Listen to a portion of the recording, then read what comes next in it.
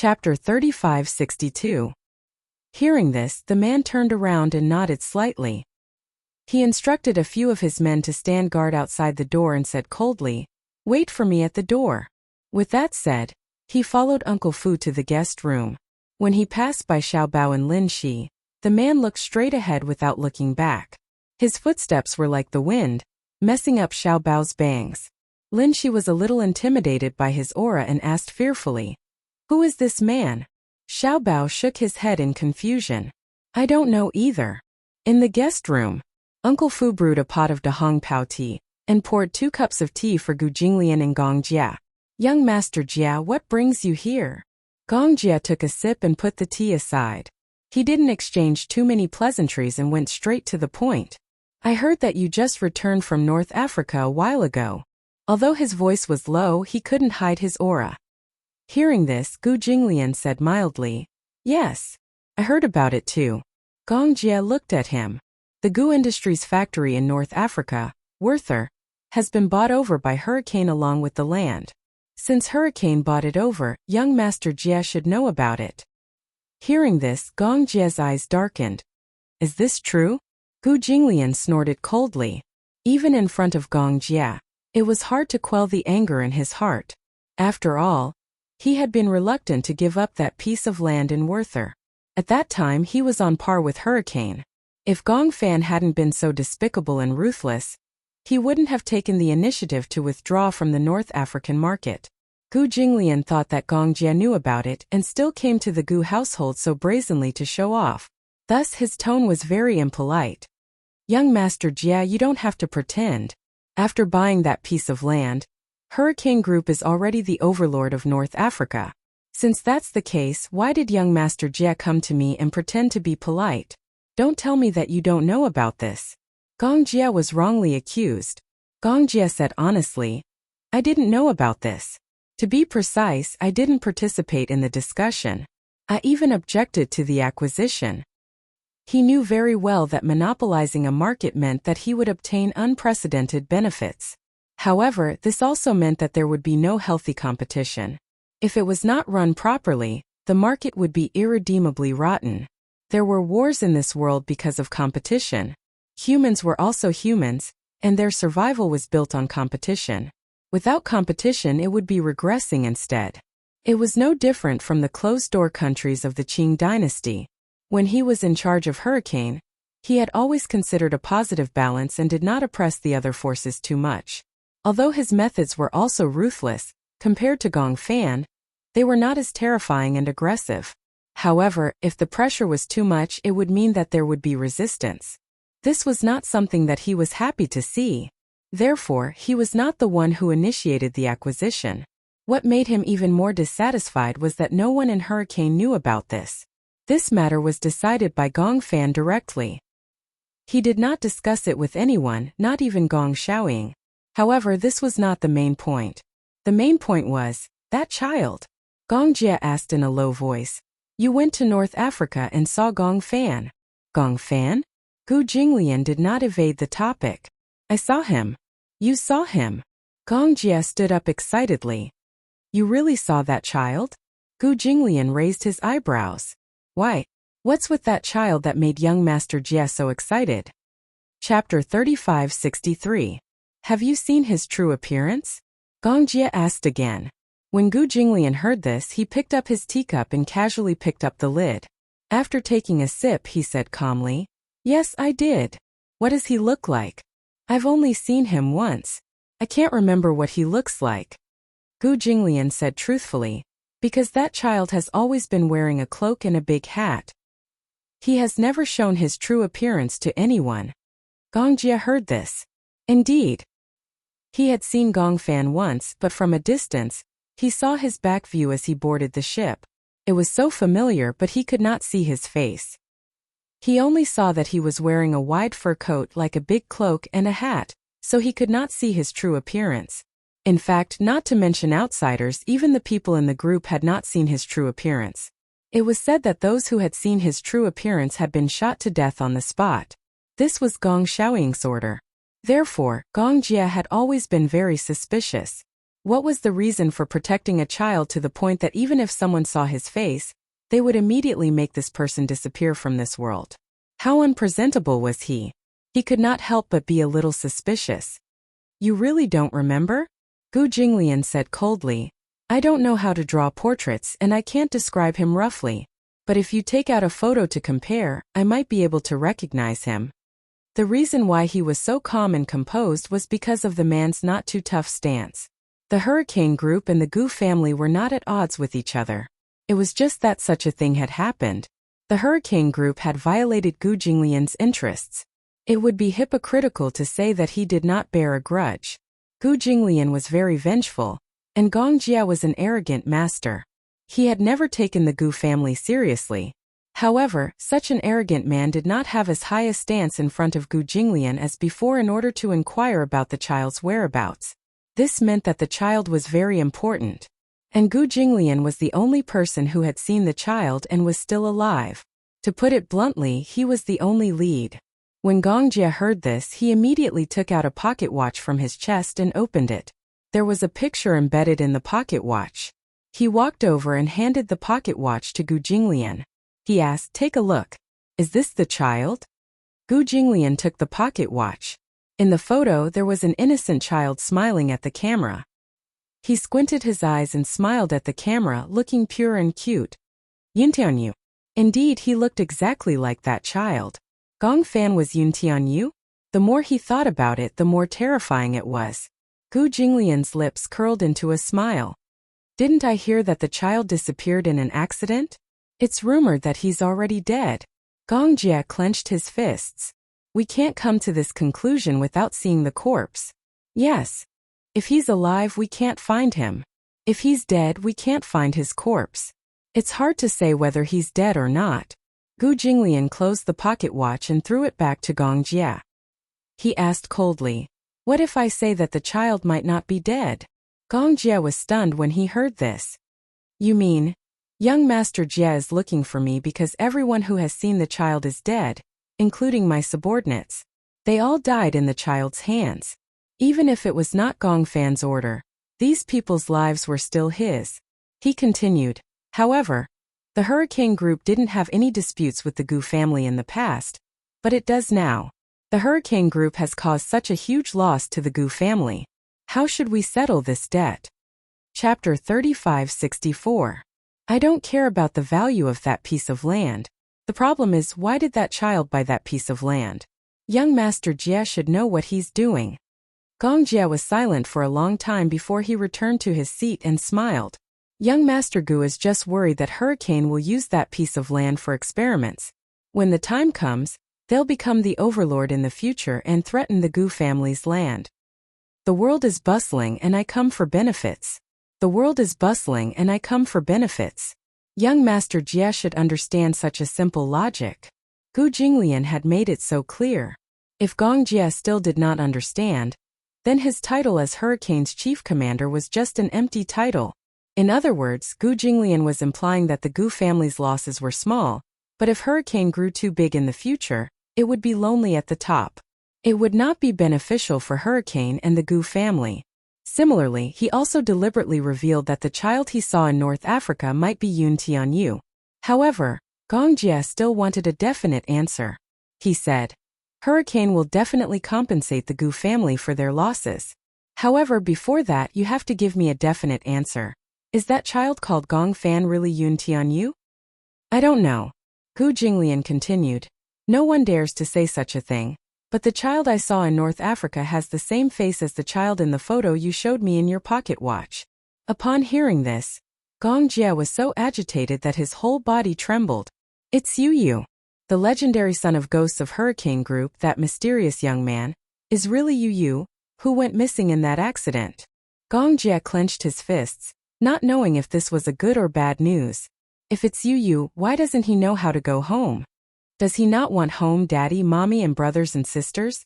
If it's not Yu, why do the two children have the same face? Gu Jinglian continued. Based on his appearance, the child is about 9 years old. 9 years old. Gong Jia grasped another piece of information. 9 years old. When Yu went missing, she was 8 years old. It had been more than a year since she went missing. Everything seemed to match. He didn't believe in such a great coincidence. Hence, he firmly believed that the mysterious youth called Gong Fan must be Yu Yu. Gong Jie came to another conclusion. For the past year, Gong Xiaoying had been hiding Yu Yu in Hurricane, and no one knew about it. Why is Yu Yu in his hands? What did he do to Yu Yu this time? Yu Yu, who had been missing for a year, had turned into Gong Fan. Why had he become so ruthless? Gong Jie could not figure this out no matter how hard he tried. But one day he was almost 100% sure. Yu Yu was Gong Fan. Gong Fan was Yu Yu. When he found out, Gong Jie was extremely excited. For the past year he had not stopped looking for Yu Yu. However, he had not found him or his corpse. Yun Shishir missed her son too much and was depressed. If it weren't for Xiaoi Chen and Yue Yao, she might not have been able to walk out of this trauma. Gong Jie stood up and said to Gu Jinglian, "Young Master Gu, sorry to disturb you." He turned around and left in a hurry. Gu Jinglian watched Gong Jie's back coldly. He gently blew on the surface of his tea and took a sip. In the past, if the Gong family came looking for him and asked about this matter, Gu Jinglian would have treated it as if it had nothing to do with him and would have kept quiet. However, things were different now. Chapter 3565. Perhaps it was because she was worried and put herself in his shoes that her heart softened a little. Gu Jinglian put down his teacup, slowly stood up and walked upstairs. When Gong Jie heard the news, he did not immediately look for Gong Xiaoying. Since his father had deliberately hidden Yu Yu, named him Gong Fan, and isolated him from the world, it meant that his father had other intentions. If he found his father, Gong Xiaoying might not admit it. Instead, he would be even more guarded. As such, it might be even more difficult to find Yu Yu. The most strange thing was that if Gong Fan was really Yu Yu, why would he be loyal to Gong Xiaoying and not want to come home? Even if Yu Yu did not have the ability to leave Gong Xiaoying, given Yu Yu's personality, he would not be so loyal to Gong Xiaoying. Moreover, all along, Yu Yu had done things that went against the original intention of the Heavenly Eye Plan. Back then, Yu Yu proposed the Heavenly Eye Plan to control the war by controlling the information technology in the sky to suppress the war. Gong Xiaoying did not agree with this idea. But now Gong Fan was going to start sow discord and create a war. His Heavenly Eye Plan was made purely for killing. This was not Yu Yu. This was a demon. If he was really Yu Yu, how did he become like this? Gong Jie was heartbroken, but he could not think of a reason. He did not tell Yun Shishir about this immediately. After all, before this matter was confirmed, he did not want her to be shocked and have too much hope. If something happened then, he was worried that she would not be able to accept it. Back then, when she walked out of the shadow of this matter, he saw how much pain his sister was in. Therefore, Gong Jie left the Gu family and went to the Xingyu Financial Group first. Mu Yaja was in the company. Gong Jie found his office, went in and got straight to the point. Mu Yaja had just finished a meeting. Jiang Shun and Lu Jinyu were also in the office. Jiang Shun was a little surprised to see Gong Jie in such a hurry. "What's wrong? I have something to discuss with you." "What is it?" "Yu Yu might still be alive." The man furrowed his brows when he heard that. "I know. However, we still haven't found his whereabouts." He had never given up on searching for Yu Yu's whereabouts. Even though searching for a child was undoubtedly like searching for a needle in a haystack, and the cost of searching for a person every day was very high, no one was willing to give up. "That's exactly what I'm here to discuss with you," said the man. He sat down on the sofa, casually picked up the cup, and drank the tea in one gulp. At the side, Jiang Shun saw that Gong Jie was holding his teacup. He frowned and raised his hand, wanting to say something but hesitated. However, due to Gong Jie's abuse of power, he did not dare to say it out loud. He heard that this brother-in-law of his had a serious case of mysophobia. He was afraid that he would be beaten to death by Gong Jie if he said anything. "I might have found out Yu Yu's whereabouts." Mu Yaja heard this and reacted for a few seconds. He stood up abruptly. "What did you say?" "Gong Fan." Gong Jie said a name. "A few days ago there was a war in North Africa. The Gu family's Werther was acquired by Hurricane. I remember mentioning this to you." "Okay." Mu Yaja asked again. "What's the connection between these two matters?" Chapter 3566. My father said that this child was left behind by him. But from what I know, it's not possible that this child is my father's direct descendant. So you suspect that it's Yu? Yes, that's my initial suspicion. Gong Jie analyzed further. Coincidentally, I heard that after Yu went missing, this child was with the Gong family. It's said that my father arranged for him to recuperate on a private island. This means that this child's health isn't good either. These characteristics are consistent with Yu's. I heard all of this from others. Muyaja asked again. Do you have any concrete evidence? Jiang Shun and Lu Jinyu listened quietly from the side, unable to express any opinions. Gong Jie continued. Gu Jinglian just returned from North Africa. He's the only person who has seen that child and is still alive. What do you mean? The Gong family has ordered that anyone who has seen the child's face is dead. This means that my father has protected him very well. Hence no one knows what he looks like or who he is. As Gong Jie spoke, he frowned and said, some time ago, Hurricane acquired Weyert. I heard that it was a forced acquisition. Logically speaking, given Gu Jinglian's character, he would never give up that piece of land. I'm guessing that Gong Fan must have used something to threaten him and forced him to sign the agreement. As for why he didn't kill him, I don't know either. Are you sure? It's precisely because I'm not sure that I didn't tell Shirshir about this immediately. I'm worried that if that child isn't Yu, it'll be another disappointment. Muyaja nodded as well. We have some leads on this matter. Let's keep it from him for the time being. Wait! Gong Jie suddenly stood up. Suddenly, he thought of something and his expression became serious. Muyaja saw that he looked nervous and didn't say anything. He was worried that he would disturb his thoughts. He must have found some useful clues again. Gong Jie turned around abruptly and glared at him. He suddenly said, Lisa. Alice. What? I remember that there was a long period of time when Alice wasn't at the headquarters.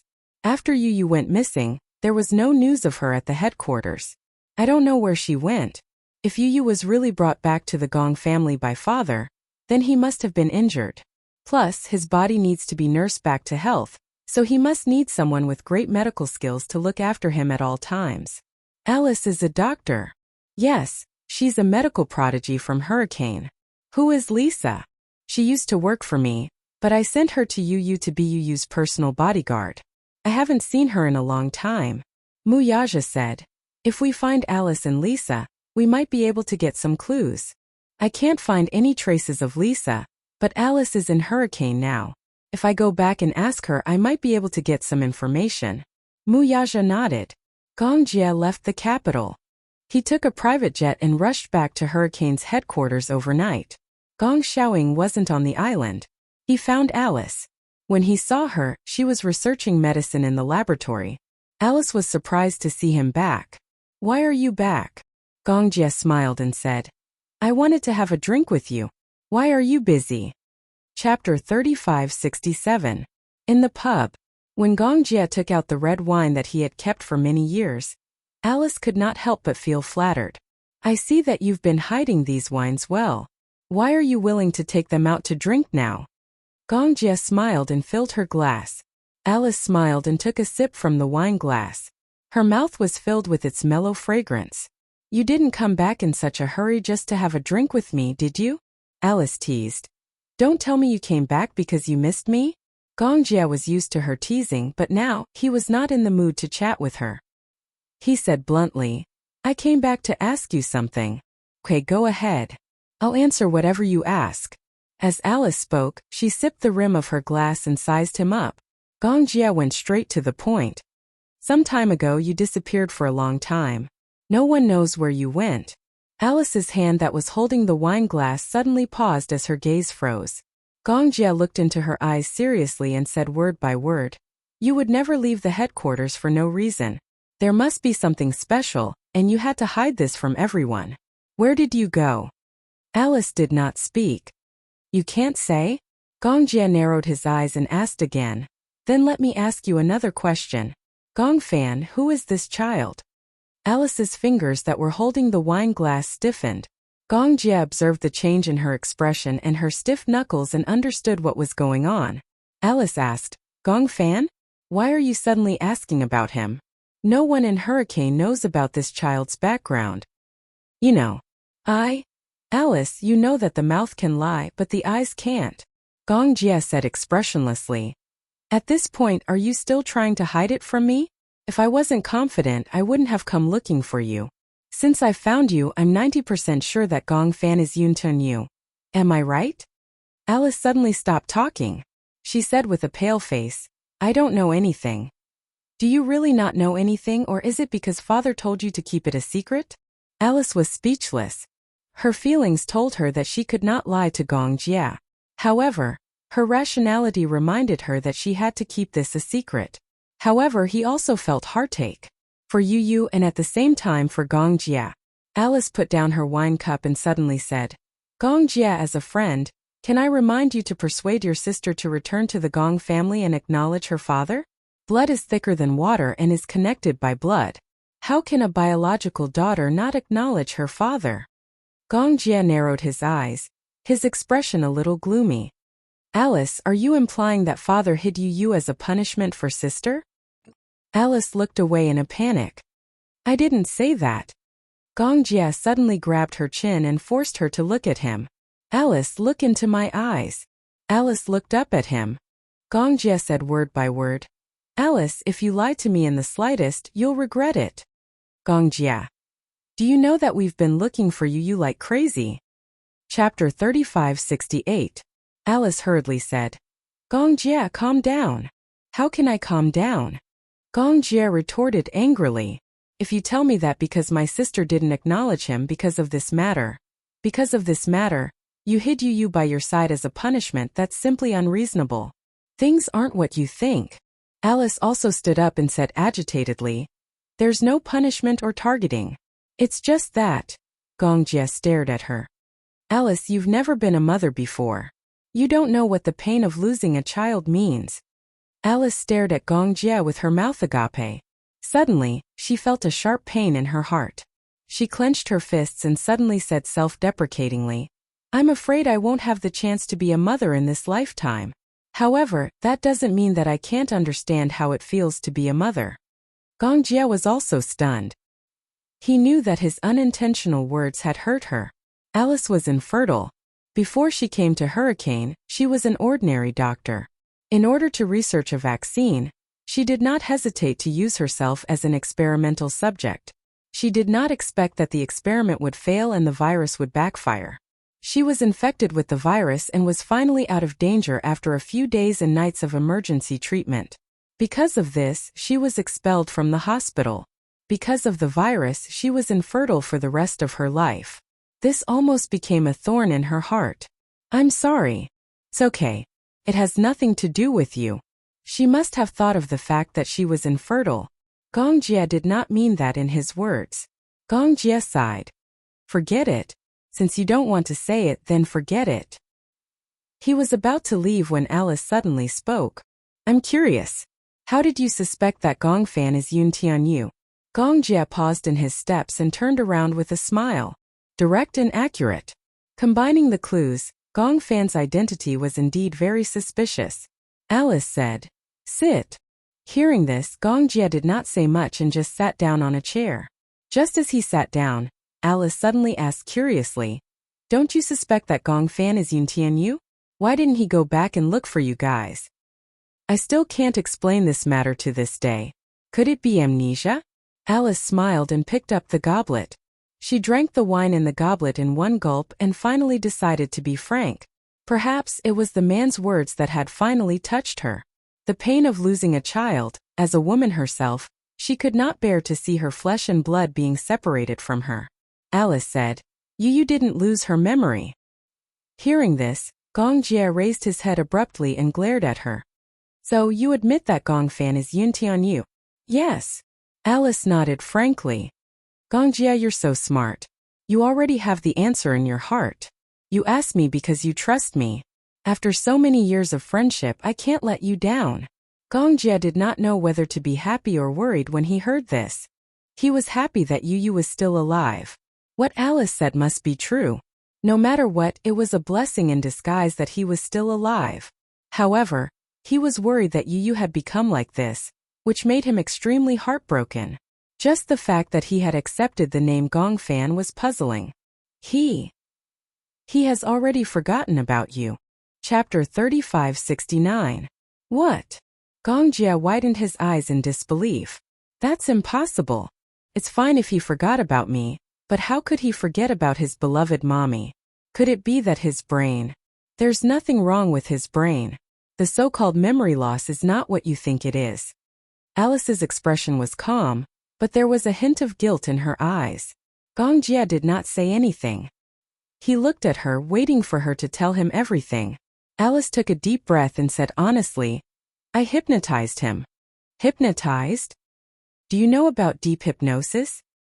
Gongjia was so shocked that he was speechless. He suddenly remembered that when a person wanted to leave the hurricane group, they would use deep hypnosis to erase all memories related to the hurricane group. On one hand, this was to protect the interests of the hurricane group. On the other hand, the memories related to the hurricane group were too dark. If the person wanted to leave the group and return to a normal life, these memories would be a burden. Hence, deep hypnosis could erase a lot of memories. Such hypnosis had always been carried out secretly by Alice. Gongjia had always known about hypnosis, but he did not know that the person who carried it out was Alice. So you hypnotized him? Yes. How did you hypnotize him? Gongjia asked agitatedly. Can the erased memories come back? Yes, but it's very difficult. Not only were Yu's memories erased, but his first personality also disappeared. Personality? You didn't know that Yu has two personalities? I didn't know. Alice explained. He has two personalities. One is the most innocent side, like a piece of white paper, spotless. The other is the dark side, evil like a demon. Gongjia was stunned. So, you erased his first personality and he became like this? You can say that. Alice analyzed Yu's personality for Gongjia. Yu's childhood was spent in happiness and darkness. The happiness was that even though he grew up in a single-parent family, Yun Shishir gave him a lot of love and companionship. However, the darkness was that Yun Na and Li Qin's insults and scoldings gave birth to the hatred in his heart. The two personalities existed independently and did not interfere with each other. Back then, when Yu dealt with Yun Na and Li Qin, the first personality did not know about it. He only vaguely knew that he seemed to have done something earth-shattering. One was innocent, the other. One was an angel, the other was a demon. Back then, when she sealed Yu's memories, her first personality was also destroyed by her second personality along with the memories. The memories, but the personality. Even if the memories were recovered, the first personality would not come back. After Yu became Gongfan, he was completely dark. He was ruthless, black-bellied, and would do anything to achieve his goals. However, Yun Shishir was still the white moonlight in his heart. However, even Yun Shishir would not be able to awaken his first personality. There was no such thing as reviving a destroyed personality. Chapter 3570. You should be apologetic. If I didn't mention this matter, how long were you planning to hide it from me? Alice said weakly. This was your father's request. As his subordinate, I had no choice but to carry it out and keep it a secret. Now that I've told you this secret, I've already broken the rules. Gongjia clenched his fists and trembled in anger. Why did he do that? He really could not understand.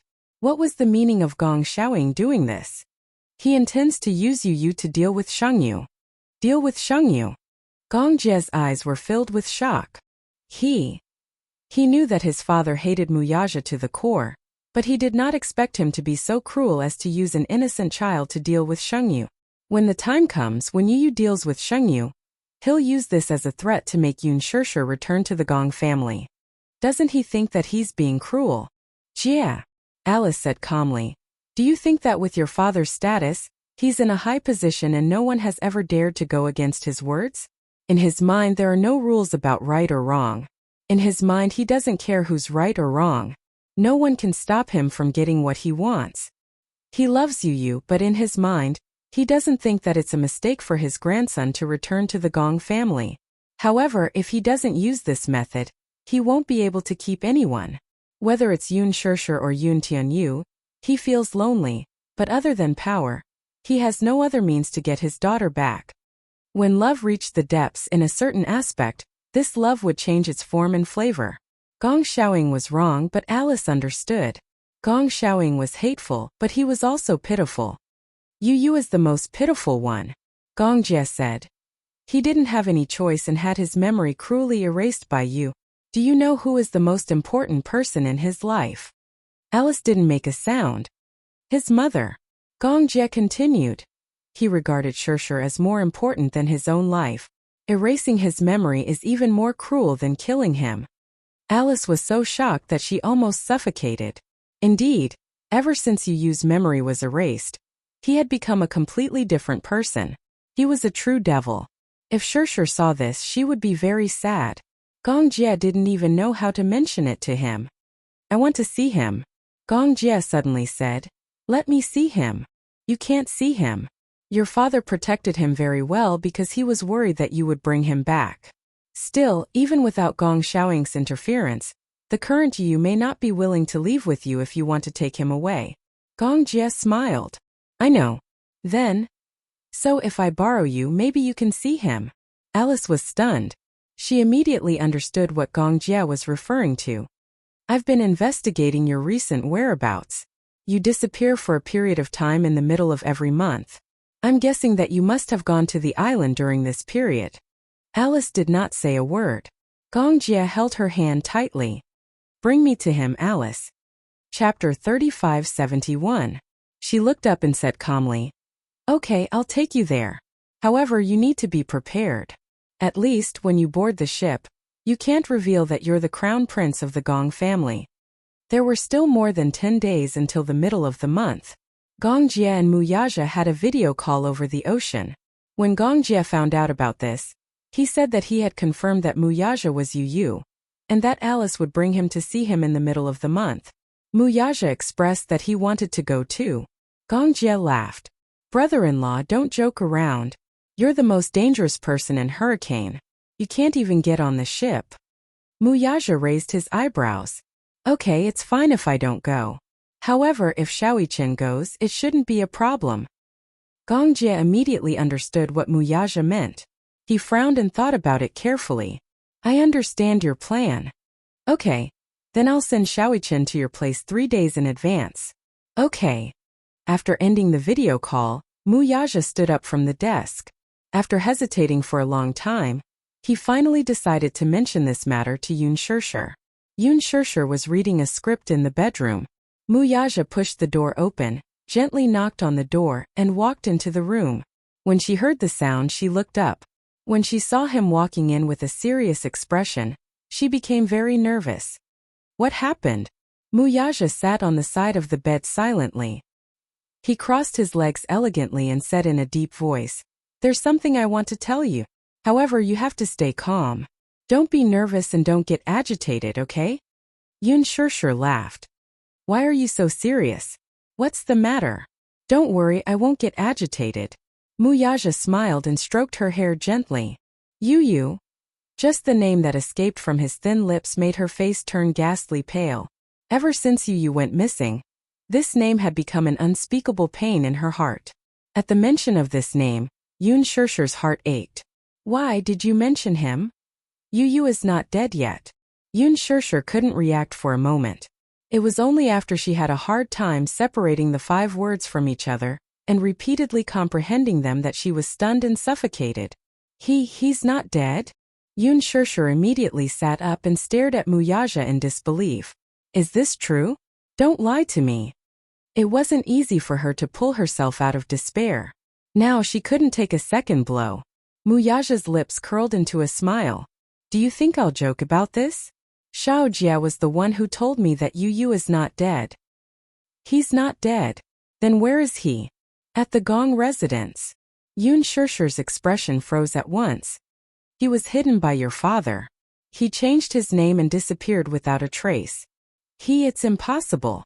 Yun Shirshir smiled weakly. Could you be mistaken? Yu is at the Gong residence, but it's been so long. Why hasn't he returned home?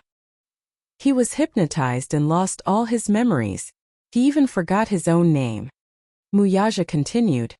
He also forgot about you, forgot about me, forgot about Xiaoqian, forgot about Yueyao. Yun Shishir gasped and shook her head in disbelief. I don't believe it. How could he have lost his memories? This was something that only appeared in movies, but it actually happened to her. It was unbelievable. Chapter 3572. Listen, Shishir. I'm just letting you know about this, but you have to stay calm. Don't think too much. Leave this to me. I can handle it. But, Muyaja held her shoulders and asked seriously, do you trust me? Yun Shishir looked into his eyes and was silent for a long time. Then she suddenly said, of course. You're my husband. How can I not trust you? She hugged him tightly. She didn't know whether to be happy or worried about this news. Her eyes were a little red. She was happy that Yu was still alive. As long as he was still alive, it was a blessing in disguise. However, she was worried that she didn't know when Yu would be able to come home. Yun Shishir walked into the baby's room. Yueyao was lying in the crib, fast asleep. There was a small night light above the crib. It was soft but not glaring. It shone on Yueyao's tender little face, which was as tender as white jade. Yueyao would be 2 years old in a few months' time. She wondered if Yu would be able to come home on that day. Yun Shishir looked at Yueyao's neck. There was a necklace around her neck. It was made by Xiaoqian. During the accident, Xiaoqian had been holding tightly onto the 2 purple crystals that Yu had given him. He made 2 necklaces. One was for himself, and the other was for Yueyao's neck as a memento. After Yu's accident, Xiaoqian had matured overnight. He had transformed from his childish self into a mature big brother. Xiaoqian dreamed of Yu. Yu said to him, when I'm not around, you have to take good care of mommy and Yueyao. He had always engraved these words in his heart. Xiaoqian believed that Yu was definitely still alive. The telepathy between the Gemini twins told him that Yu wasn't dead, but he didn't know where he was. However, his ability was limited. He didn't know how to search, but he never gave up. Yun Shishir smiled. Yueyao, I remember that the first word you learned to say was brother. You really want Yu to come back, don't you? Yueyao's eyes were tightly shut, but her pink lips were slightly curled up. She was clearly having a sweet dream. Xiaoqian stood at the door but did not enter. Instead, he quietly leaned against the door and looked at his mother, who was squatting by the crib and talking to Yueyao with a gentle expression. He smiled. Muyaja had already told him about this. When he found out that Yu was still alive, he was both surprised and not surprised at the same time. His daddy said that Gong Jia would bring him to see Yu in the middle of the next month. At the same time, he also gave him a very important task. Gong Jia would think of a way to bring Yu back. Xiaoqian would stay on the island as Gong Fan and replace Gong Fan for the time being. Xiaoqian gladly agreed. Even if he was trapped on the island, he still had a way to come back. However, he was more worried. If Yu was brought back, would he be able to regain his memory? Xiaoqian wasn't sure about Yu's current situation. He also didn't know if his so-called memory loss could be recovered. He only hoped that his uncle would bring Yu back to the Mu family. At least, Yun Shishir could wake him up and help him regain his memory. Mommy! Xiaoqian called her softly. Yun Shishir turned around and saw him standing at the door. She immediately wiped the tears from the corners of her eyes. You're not asleep yet? Yes, I was passing by and saw that the door was open. Chapter 3573. In the middle of every month, Gong Fan would return to Ashland Island with Lisa. The medication that Alice had concocted could only last for about 30 days. She had to renew the medication every month. His sleep condition was very bad. He had insomnia, many dreams and nightmares. His mental strength was also very weak. If not for the special sleeping pills that Alice had concocted, it would be very difficult for him to fall asleep peacefully. Other than that, his body also needed regular checkups. He returned to Ashland Island before the middle of the month. Just as he returned to the island, Lisa received a call from Alice. Alice said that she would arrive at the island early the next morning. Lisa could not help but feel a little suspicious. Originally, Alice would arrive on the 15th of every month. Tomorrow was the 12th. What was going on?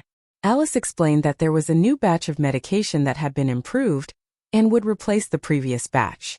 Lisa no longer doubted him after hearing that. Before this, Xiao Chen had already disguised himself and sneaked onto the ship that was heading to Ashland Island. It would take an entire night to reach Ashland Island from the hurricane headquarters. Alice's makeup skills were top-notch. She applied makeup on Gong Jia and Xiao Chen and easily fooled them. After all, with Alice's face, she would not be put in a difficult position. She lied and said that Gong Jia and Xiao Chen were her assistants. Gong Jia was still alright. He used a wig to replace his original silver hair. This made it very difficult for people to recognize him. Xiao Chen, on the other hand, was much more aggrieved.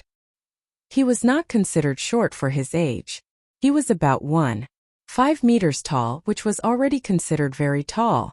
However, it was still difficult for him to disguise himself as an adult man. Hence, Alice put on a woman's wig for him. He wore a white lab coat and put on some rouge. He was already very good-looking and had the unique aura of a young man. After a little makeup, he really looked like a young woman. After spending a night on the ship, Alice instructed him to do some things. First, if there were no accidents, Xiao Chen would have to stay on Ashland Island for a month. She would think of a way to cover for him to leave the island the next month. Gong Jia was a little worried. He was not worried that Xiao Chen's identity would be exposed. It was just that there would be no one else on the island for a month. Other than the maids, there would not even be a playmate. Given Xiao Chen's personality, would he be too lonely? Little Li Chen, on the other hand, did not mind.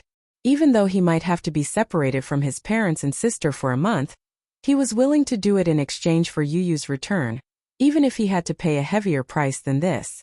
The ship docked at the harbor. Lisa stood at the harbor to welcome them. However, when she saw Gong Jia and Xiao Chen behind Alice, her eyes suddenly flashed fiercely. She frowned slightly, obviously sensing that something was amiss. After a moment of surprise, she did not show any suspicion. She only said in a cold tone, "Alice, you're here." In the hurricane headquarters, there was no distinction of seniority. Hence, Lisa had always called Alice by her name. Alice smiled at her. "Is he awake?" "Yes, he's awake." "He's reading in the study," Lisa said. Her tone was calm and emotionless, like an emotionless machine. Xiao Chen could not help but look at her again. Chapter 3574. However, Xiao Chen could only lament and didn't reveal his emotions. He followed closely behind Alice, lowered his head, and quietly walked into the castle. Would he be able to see Yu soon? Xiao Chen suddenly felt extremely excited. When he thought of this, he couldn't help but feel uneasy. He didn't know how Yu had changed after not seeing Yu for more than a year. Had he grown taller? Was he still as skinny as before? Would he recognize him when they met? Xiao Chen clenched his fists tightly, only to feel his palms full of cold sweat. The castle was huge. As Lisa led them all the way, Xiao Chen only felt that there were endless stairs and endless corridors. Finally, after walking for a very long time, Lisa stopped in front of a door and said in a deep voice, "Young master is in his room. You can go in directly." Alice pushed open the door and walked in naturally. Gong Jia followed closely behind. Just as Xiao Chen was about to step in, he inexplicably felt Lisa's gaze on him, as if she was secretly examining him. He followed her gaze and sized her up, only to see that she was coldly sizing him up.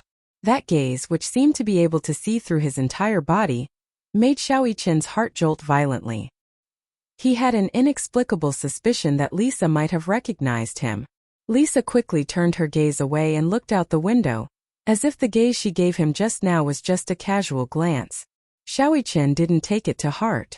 He entered the room and locked the door from the inside. Alice walked into the bedroom and saw the back of a young man lying quietly on the big bed. He lay quietly on the bed with his eyes closed, as if he was still asleep. However, Gong Jia and Xiao Chen, who were standing behind her, couldn't calm down, especially when he saw the young man's extremely familiar yet pale face. Gong Jia's breathing suddenly became erratic. He walked excitedly to the bed and squatted beside it until he recognized that the child in front of him was really Yu. Yu, who had disappeared without a trace for more than a year, suddenly felt a burning sensation in his chest. It really was Yu. Xiao Chen was so excited that his entire body trembled. This voice had only appeared in his dreams for more than a year. Now that he finally saw it in real life, he couldn't even tell if this was reality or a dream. Gongjie couldn't help but reach out and cup Yu Yu's little face. However, the moment he touched his face, the young man on the bed suddenly woke up. He suddenly opened his cold eyes, and his pupils contracted. When he recognized the unfamiliar man in front of him, he sat up in shock and coldly swatted his hand away. There was a loud smack. He swatted Gongjie's hand away expressionlessly and asked coldly, "Who are you?" Gongjie was about to step forward when Alice immediately stopped him. She said to Yu Yu, "Young master, these two are the assistants I brought over. He was taking your temperature just now." The young man frowned but didn't say anything. He only glanced at Gongjie and Shaoichen cautiously. Shaoichen saw Yu Yu's cold and indifferent gaze land on him. He scrutinized him for a long time before he finally looked away coldly. It was obvious that he didn't pay much attention to him. At the same time, this also meant that Yu Yu had really forgotten about him. Perhaps he didn't feel anything when he was asleep. But when he woke up, Shaoichen suddenly realized that Yu Yu had really changed. He had become especially unfamiliar.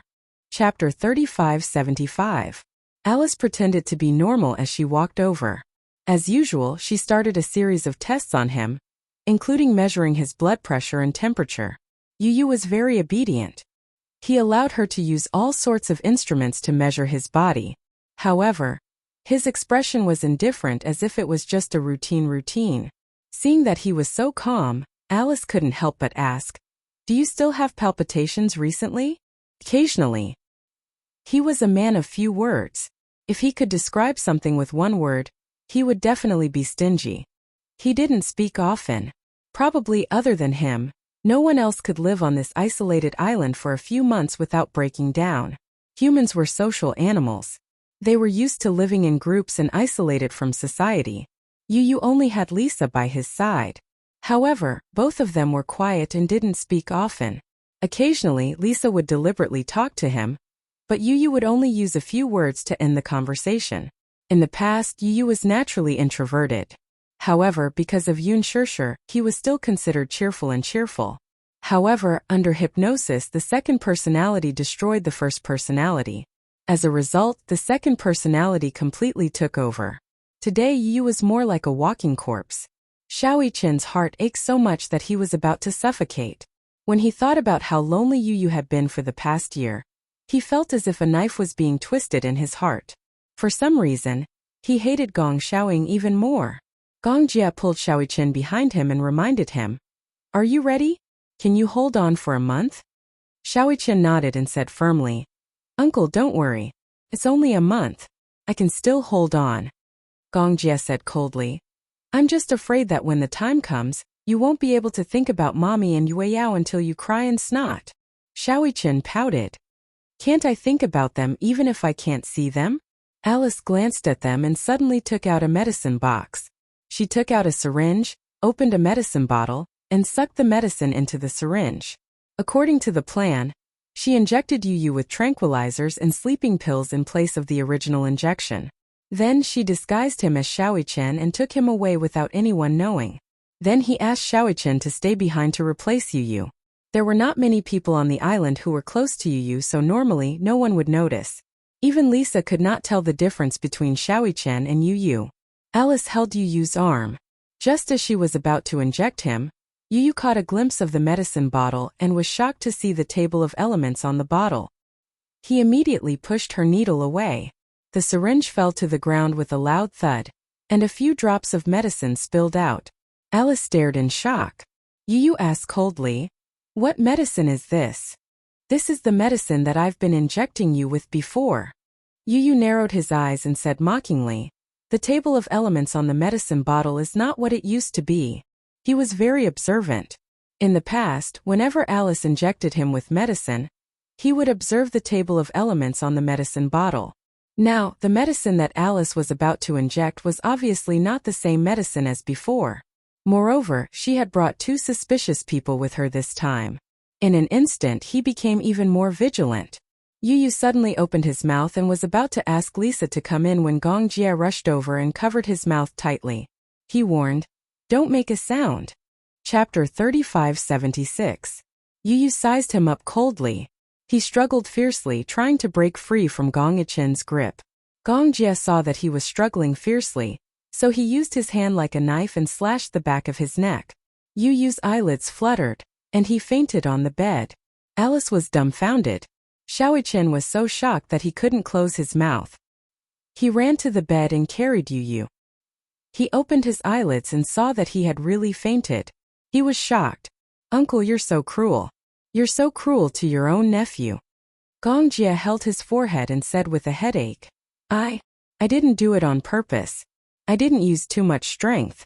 He won't die. He's just fainted. If you used more strength, Yu's neck would have been broken, okay? Xiaoyichen said angrily. Gong Jie was as strong as 3 adults, and he still had the cheek to say that he didn't use too much strength. If he used more strength, he would have killed him. Gong Jie cleared his throat awkwardly and said, "It's good that you hit him. Maybe he'll remember who he is." He looked at Alice for confirmation, but she said coldly, "No matter how much you hit him, he won't regain his memory." Gong Jie's lips twitched. Although his heart ached, there was nothing he could do. "I'm worried that he'll spread the news. Okay, don't make a fuss." When he was young, he often got injured during training. He didn't suffer any injuries that were more serious than this. Xiaoyichen carefully touched the back of Yu's neck. Seeing that there weren't any injuries or fractures, he was relieved. Yu had fainted. This time he could finally do whatever he wanted. Little Yichen hugged him tightly as if he had found his lost treasure. His eyes reddened uncontrollably. Yu. Xiaoyichen's heart was filled with tenderness when he finally met her after so many times in his dreams. No matter what, he had to bring Yu home. He never belonged to Hurricane. He belonged to the Mu family. He had a father, a mother, a brother, and a sister who loved him.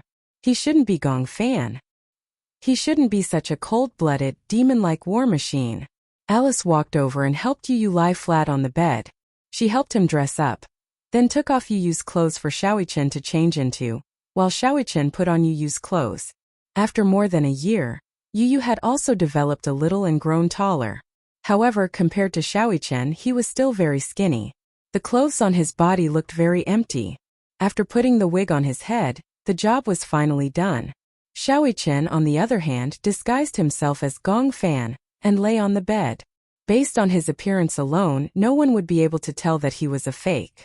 Gong Jie frowned and said with disdain, "Can't you act more realistically? How? Make your expression cold and your gaze fierce." Xiaoyichen immediately put on a straight face. However, Gong Jie was used to seeing his warm smile. Now that he suddenly imitated Yu's expression and put on a cold face, Gong Jie couldn't get used to it. Alice said, "There aren't many people on this island, so you don't have to force yourself. However, you can't give yourself away when you're facing Lisa. She's in charge of taking care of Yu for Gong Xiaoying. If you give yourself away, it'll be hard for the news to leak. When that happens, it'll be very difficult." Chapter 3577. Xiaoyichen and Yu had been swapped. The swapped Yu was immediately taken away by Gong Jie. When they left, Gong Jie carried him on his back. Lisa stood at the door and saw Gong Jie carrying Yu. The guy on his shoulder had obviously fainted. She asked symbolically, "What's wrong with him?" "Blood sickness. He had fainted." Lisa didn't probe further with such a careless explanation. She obviously didn't suspect anything either. As an assistant, how could he faint from blood sickness for no reason? That didn't make sense. She let him go easily. Gong Jie couldn't help but feel that something was amiss. He turned around and looked deeply at Alice, only to see her enter the room with a cold expression and close the door. He had a feeling that she knew about this matter. Gong Jie asked Alice, "Have you communicated with Lisa about this?" "No. But I have a feeling that she knows." Gong Jie lowered his voice and said, "I swapped Yu." Alice furrowed her brows and turned around to take a look. However, she didn't have time to think too much about it. "Now's not the time to think about this. Let's get out of here quickly." Gong Jie nodded.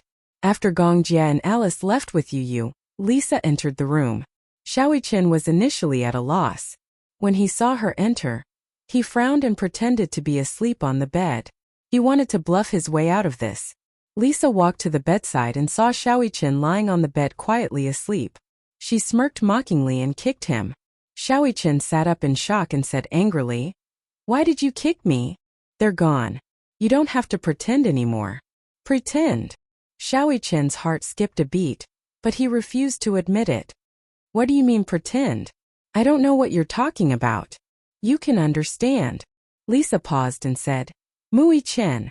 When Xiaoyichen heard this, he abruptly turned his head and stared intently at her. He couldn't believe that Lisa could recognize him so easily.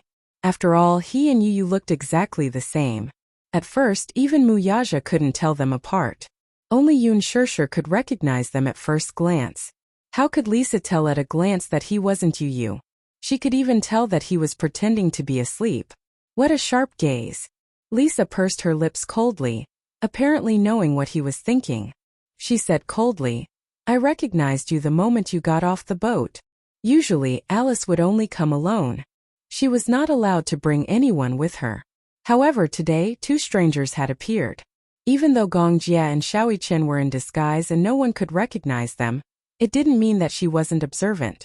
She used to be Gong Jia's maid, so how could she not recognize him? Xiaoyichen had the same face as Yu, so how could she not recognize him?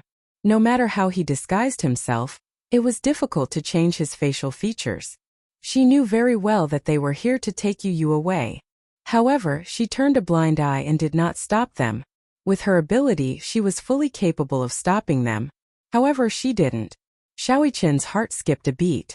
He was so nervous that he broke out in a cold sweat. He was worried that Lisa would ignore Yu if she knew about this. Lisa smiled and said, "Don't worry, I'll just pretend that I don't know about this. From now on you're Gong fan. As long as you play your role well and don't let anyone recognize you, I won't make things difficult for you." Oh. Chapter 3578. Why did she do that? Her job was to protect Yu. But in reality, she was a spy that Gong Xiaoying had placed around him to keep an eye on him. This was her job, but she didn't fulfill it. She even let Yu go on purpose. Why did she do that? There's no reason. Lisa couldn't be bothered to explain further. "I'm guessing that Alice will report to Gong Xiaoying that you're unwell. You don't have to go anywhere except here.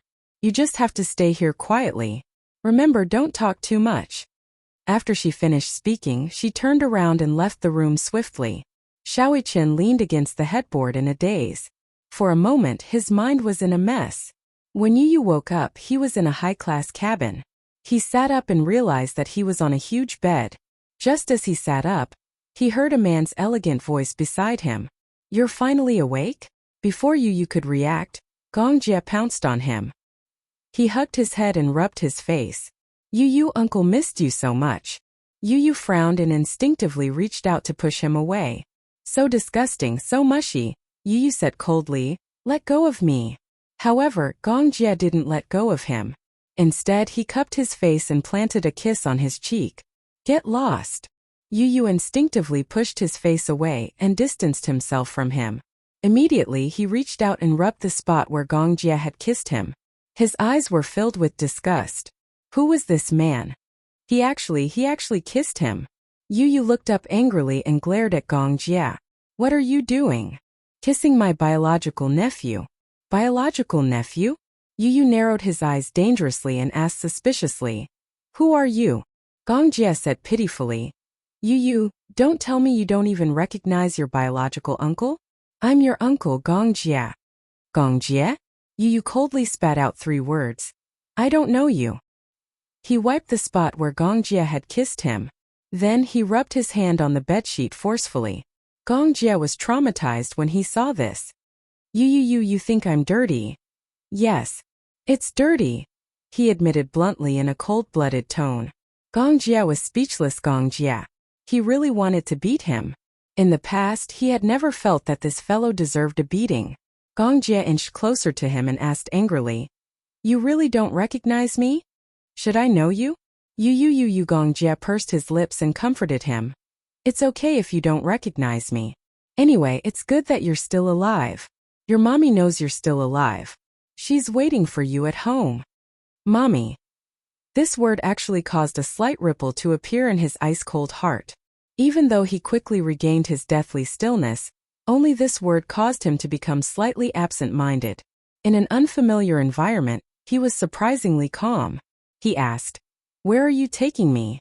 Although the Gongjia sitting in front of him had an overbearing aura, Yu Yu's aura was not suppressed at all. Such a thin body seemed to be brewing an extraordinary aura. It was frightening.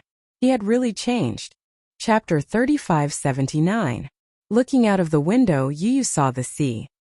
He knew that he was now traveling on the sea, which was no different from a cage on the sea. It was difficult for him to escape, and he was destined to be unable to escape from this man's control. Since he was already here, he might as well take things as they came. Yu Yu lay down on the bed quietly and said coldly, "You don't have to watch over me.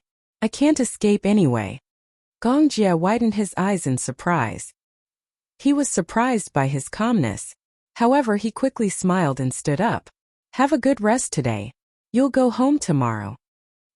He left the room after he finished speaking. After the door was closed, Yu Yu closed his eyes and fell asleep. At the same time in the Mu residence, Yun Shirshir was restless. She tossed and turned in bed when she returned to her room. She could not sleep well and felt uneasy. Gongjia sent her a message saying that he was on his way back with Yu Yu, and asked her not to worry. However, she was nervous, agitated, and uneasy. She was worried about Yu Yu, but she was even more worried about Xiaoyichen. Would he be lonely on the island alone? Initially, she did not agree to this plan no matter what. Yu Yu was back, but what about Xiaoyichen? Was he going to replace Yu Yu and stay on the island forever? She heard that there was nothing on the island except for a huge castle. It was almost isolated from the rest of the world. Wouldn't Xiaoyichen feel lonely? Yun Shirshir's heart ached when she imagined Xiaoyichen being left alone on the island. However, she also felt that it was unfair to Xiaoyichen. She also felt that Muyaja was heartless. However, Xiaoyichen said that he was only going to replace Yu Yu temporarily. It did not mean that he would never return. The most important thing now was to bring Yu Yu back and recover his memory as soon as possible. After that, everything would be easier. If Yu Yu continued to stay on the island, nothing would go smoothly in the future. Yun Shirshir reluctantly agreed. Before Xiaoyichen left, Yun Shirshir hugged him to sleep for the entire night. Xiaoyichen hugged her tightly because he was going to be away for a long time. He did not know when he would be back, so it was inevitable that he would miss her. Xiaoyichen did not dare to stay any longer. And he left hurriedly as he was afraid that it would make her sad. Now that Yu Yu was already on his way back, she felt inexplicably uneasy. 2 days later, the ship docked. Muyaja and Yun Shirshir were waiting at the port in advance. When Gongjia carried Yu Yu off the ship, Yun Shirshir saw them from afar. She and Muyaja went up to them excitedly. Before they even got close, tears rolled down their cheeks. Yu Yu looked at the tall and handsome man in the crowd. Her gaze was fixed on him, but she looked away coldly. However, when his gaze fell on Yun Shirshir and he saw her red eyes looking at him with anticipation, he did not know why his heart started to beat erratically. Yu Yu was inexplicably stunned by his strange reaction.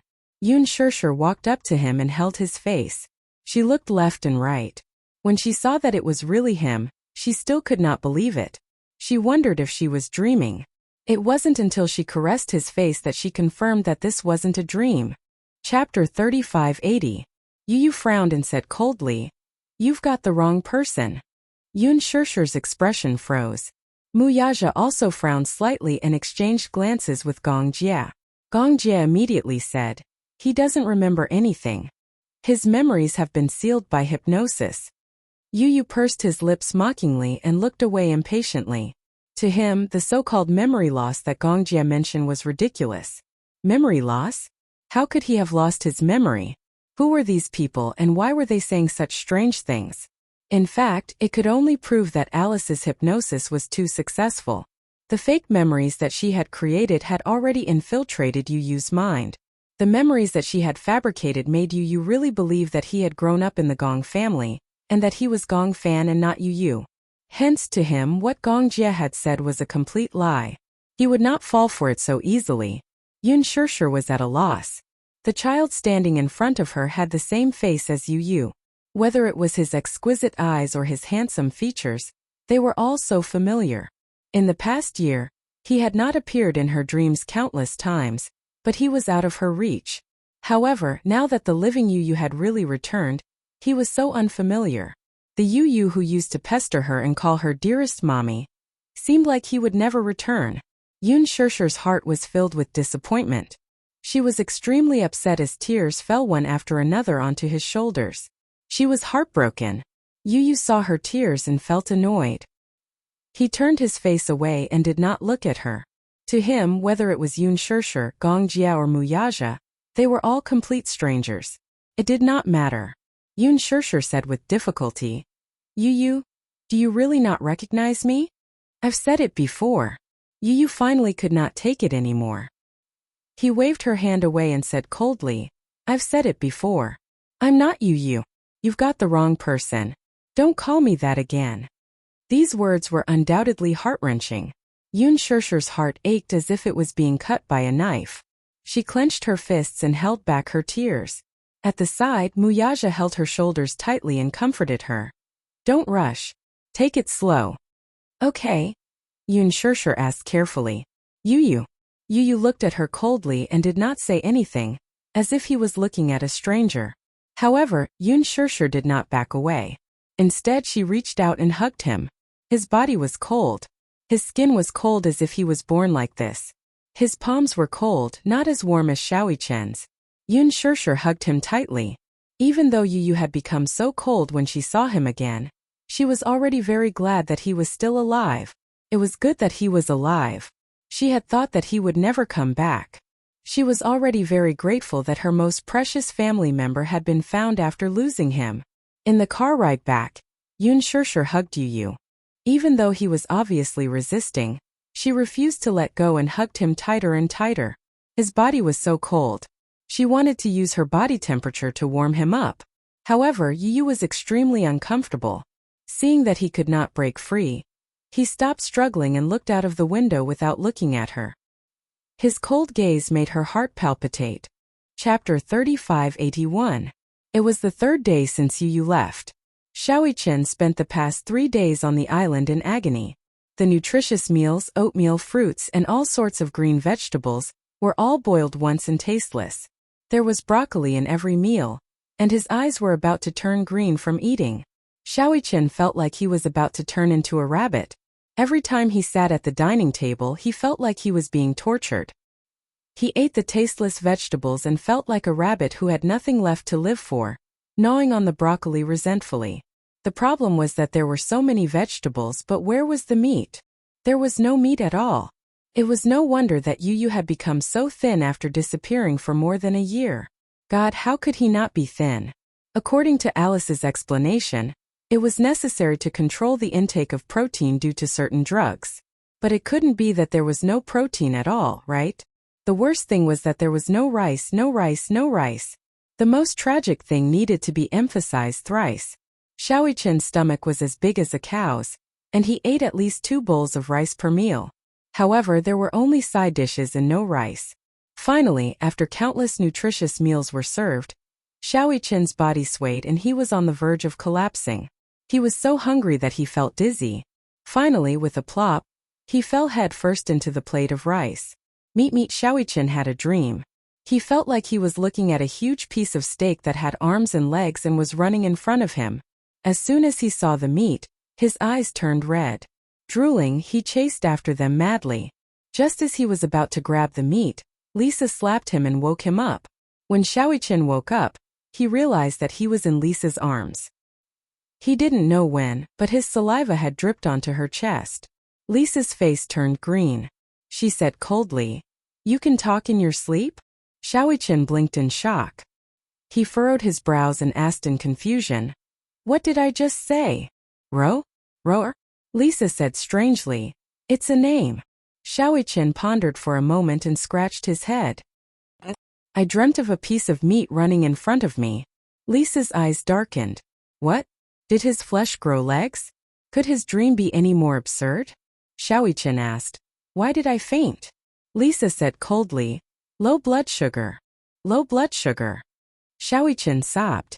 "I was healthy when I came here, but I've been starved to the point of hypoglycemia." Lisa rolled her eyes. Who asked you to eat so much? I haven't eaten meat in days. On the way here, because they were on the ship, the food was not very good. Originally, they thought that they would be able to eat to their heart's content, but in the end, what greeted them was green food. He was starving to the point of lovesickness. He really wanted to know how you had survived the past year. If he doesn't eat meat, won't you suffer from hypoglycemia? The medicine that Alice prescribed will help him replenish the effects he needs. It was rare for Lisa to speak so much. She glanced at him in disdain. Are you awake? Can you get up and walk? I'm starving to death. Xiaoqian said pitifully. I want to eat meat. Do you eat human meat? Lisa asked. Xiaoqian looked at her in disdain. She was so skinny from head to toe. What was there to eat? Chapter 3582. They looked like two small steamed buns. Xiaoqian's face suddenly flushed red. Lisa glanced at him and looked at his expression. She then followed his gaze and it landed on her chest. No matter how stupid she was, she could tell that he was staring at her chest. Lisa's face darkened. Suddenly, she released her grip on Xiaoqian, causing him to lose his balance and fall to the ground with a loud thud. Pervert! Lisa scolded him coldly. Stepping over him, she went back to her room. Xiaoqian sat up from the ground and rubbed his butt in pain. Feeling wronged, he said, What? It hurts. Why wasn't she gentle at all? He saw that she was very respectful and gentle to you. It wasn't fair.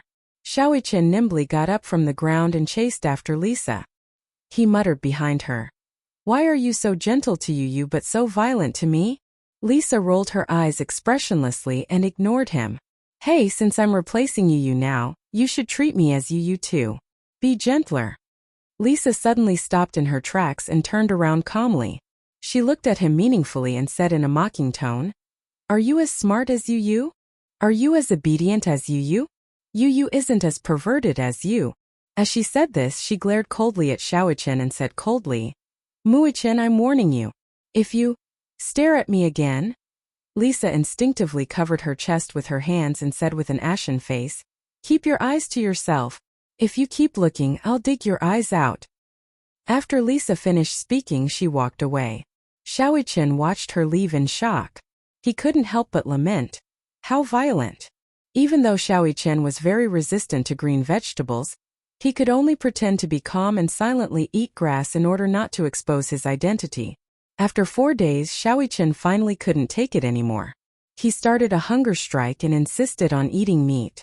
Lisa had no choice but to order the chef to prepare steak in the name of wanting to eat meat. At night, little Chen lay in bed, clutching his growling stomach as he tossed and turned. He was so hungry that he could not fall asleep no matter how hard he tried. The lights suddenly came on. Lisa turned on the lights and walked in with a tray of food. At first, Xiaoqian was sleepy and was about to fall asleep when he suddenly smelled an alluring aroma. He jumped up from the bed like a carp. He sniffed in the direction of the aroma. Lisa walked to the bed with a tray and said expressionlessly, Get up and eat. Xiaoqian moved closer. When he saw the steak on the plate, his eyes lit up. Meat. Xiaoqian was like a heretic from a cult as he sat upright and devoutly. Lisa picked up the food from the bed and placed the tray in front of him. Like a gust of wind, he devoured the large piece of steak in a matter of minutes. Lisa was dumbfounded. She stared blankly at the knife and fork in his hand, looking as if he still wasn't hungry. She asked eagerly, Is there more? Are you a pig? Lisa said angrily, Even pigs don't eat as much as you. Xiaoqian said pitifully, I've been hungry for a few days. This bit of meat isn't even enough to fill the gaps between my teeth. Chapter 3583. Half an hour later, Lisa walked in with another tray. Other than steak, there were cheeseburgers, ham, and sugar eggs.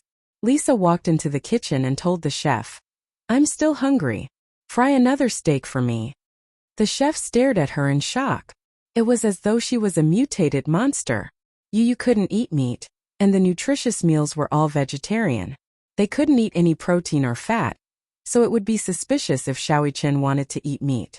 Hence, Lisa braced herself and said that she wanted to eat. Alas, her appetite was pitifully small, and was not even 1/6 of little Ichen's. Hence, when she mentioned that she wanted to have another serving of steak, the chefs looked at her as if they had seen a ghost. Last meal. There's no more. Lisa warned. Xiaoqian nodded like he was pounding garlic. He wolfed down the steak and digested the rest of the food. Only then did he feel a little full. He was so touched that he wanted to cry. Xiaoqian licked the black pepper sauce on his knife and fork, still craving for more. Lisa sized him up coldly. This guy didn't look like an aristocrat at all. Instead, he looked like a starving refugee. The way you eat isn't elegant at all. Bad review. Xiaoqian's lips twitched. He retorted. A full man doesn't know the suffering of a starving man. Try starving yourself. How rare. You didn't even know how to do idioms and basic arithmetic in the past. It's been a while, but you've improved. Xiaoqian said indignantly. Who says I don't know how to do arithmetic? Give me the questions and I'll show you. Lisa mocked. Do you think I'm as childish as you? Humph, I don't think you know how to do arithmetic either. Xiaoqian sized her up with contempt. Do you know how to multiply 10 by 10? Lisa looked at him with even more contempt. She asked, what's 15 multiplied by 78 and divided by 20? Xiaoqian was speechless. He was dumbfounded. This arithmetic problem wasn't something that could be solved with just fingers. The problem was that even though his arithmetic skills had improved, he still needed to use what Yu had taught him. He was far from being able to do mental arithmetic. Can you do it? 58-5 idiot. Xiaoqian threw himself onto the bed, feeling wronged. Lisa took the tray away and said disdainfully, tell me, why are you and Yu twins? Why is Yu so smart and you so stupid? After saying that, she walked away as light as a feather. Xiaoqian clenched his fists in anger. He glared at her back and gritted his teeth. How infuriating. He was actually despised. Sleep. Xiaoqian lay on the bed, hugged the blanket, and closed his eyes angrily. However, Lisa's disdainful gaze kept flashing through his mind. Idiot. Idiot. Idiot.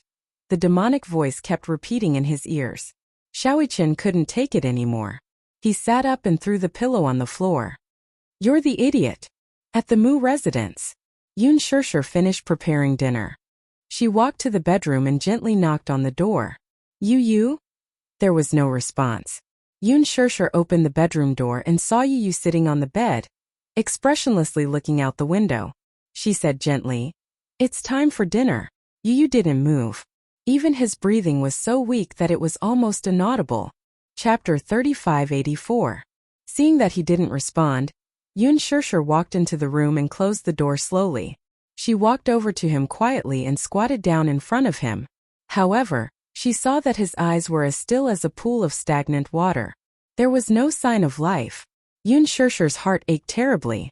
She couldn't help but lift her hand, wanting to caress his face. However, Yu narrowed his eyes and slapped her hand away in disgust. There was a loud slap. The back of her hand was slapped to the side by him.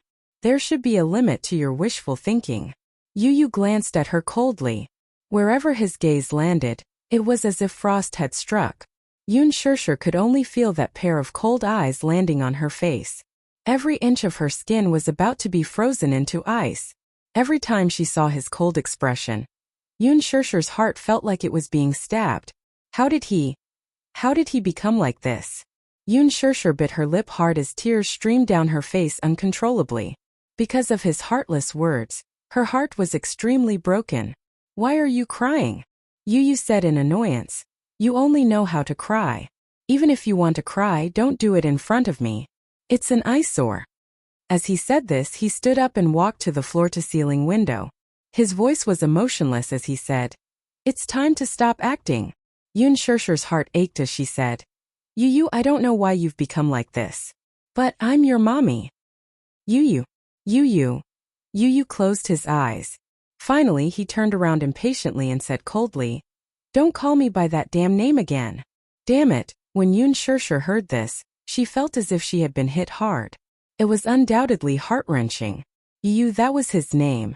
He had said before that no matter what, he would never change his name or his surname. His surname was Yun and his name was Tianyu. His surname was Yun and his name was Yu. This was the name his mommy had given him, and he cherished it very much. But now Yu was coldly saying that it was a damn name.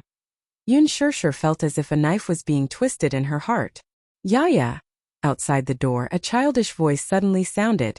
Yun Shirshir looked up and saw that the door was suddenly opened from the outside. Mu Yaja was standing at the door, holding the pink little Yueyao in his arms. Gong Jie said softly beside him. Yueyao kept calling for her brother. Mu Yaja walked in with Yueyao in his arms. When the little Yueyao saw Yun Shirshir, she immediately opened her arms and babbled, asking for a hug. Yun Shirshir took Yueyao from Mu Yaja's arms. She gently held her little hand and kissed her forehead. She said to her, "Yes, brother is back. Brother is back." Yueyao followed her gaze and looked at the figure by the bed. Her gaze suddenly froze. "Brother. Brother." Her young and tender voice was filled with childishness. It was clear and melodious like a wind chime, tinkling and extremely pleasing to the ear. Yu looked back and saw the little fellow in Yun Shirshir's arms. Her skin was as white as snow, and her eyes were big and watery. Her eyelashes were long and curly. Even though she was only 2 years old, her eyebrows were already beginning to take shape. Her facial features were actually somewhat similar to his. He couldn't help but be stunned.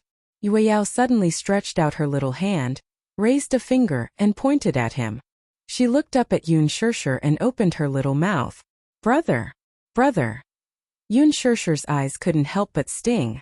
She immediately said, Yes, it's brother. It's brother." She still remembered. Chapter 3585. When Yueyao saw Yun Shirshir's affirmation, she felt greatly encouraged. She was so excited that she babbled and struggled to get down. Yun Shirshir squatted down and placed her on the ground. Yueyao took a step forward and suddenly lost her balance. She fell hard on the ground. However, she didn't seem to feel pain. She clumsily stuck out her butt and got up from the ground. She opened her small hands and walked unsteadily towards Yu. She was wearing the squeaky shoes that Mu Yaja had bought. When she walked, every step she took would make a squeaking sound and shine. In the beginning, Yueyao didn't like to walk. She kept pestering Yun Shirshir to carry her. After Yun Shirshir was done carrying her, she would let Shaoichin carry her, followed by her daddy. When they went out, they would always carry her in their arms. Even when she was old enough to walk, she didn't like to jump around on the ground. She was extremely quiet. Hence Mu Yaja bought many pairs of such shoes. The little girl found it extremely novel. Every time she took a step she would squeak. Hence she started to walk more diligently. Even though she wasn't walking very smoothly, it was considered very smooth. Little Yueyao walked to Yu's side. Seeing that she was about to trip, she hugged Yu's leg tightly and sat on the ground. She hugged Yu like a lazy koala bear. She looked up and smiled foolishly at him. This smile was as if all 3,000 worlds were shining brightly. When she smiled, her 2 front teeth were as cute as a rabbit's. She was mischievous and cute. Yueyao squeaked, "Brother. Brother." She spoke fluently and clearly. Yu understood her immediately. He turned his face away awkwardly and didn't look at her. Seeing that Yu was ignoring her, Yueyao couldn't help but feel aggrieved. She tugged at Yu's trousers with her 2 little hands. She even wanted to climb up Yu's trousers. She really looked like a koala bear. Just as Yun Shirshir revealed a gratified smile, she saw Yu take a step back and avoid Yueyao. Yueyao lost her balance and fell to the ground. She sat up and instantly felt unhappy. Her entire little face scrunched up as if she had suffered a great grievance. "Brother." She felt so aggrieved that 2 silver beads appeared at the corners of her eyes.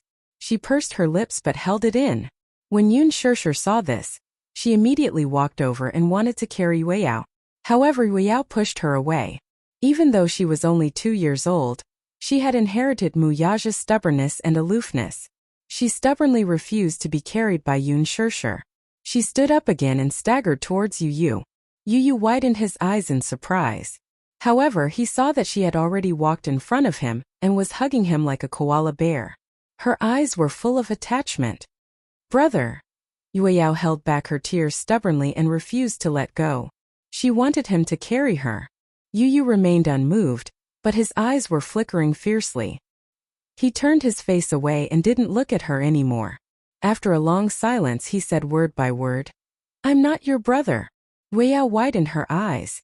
Obviously, she didn't understand what he said. However, when she saw his resolute expression, she couldn't hold back her aggrieved emotions any longer.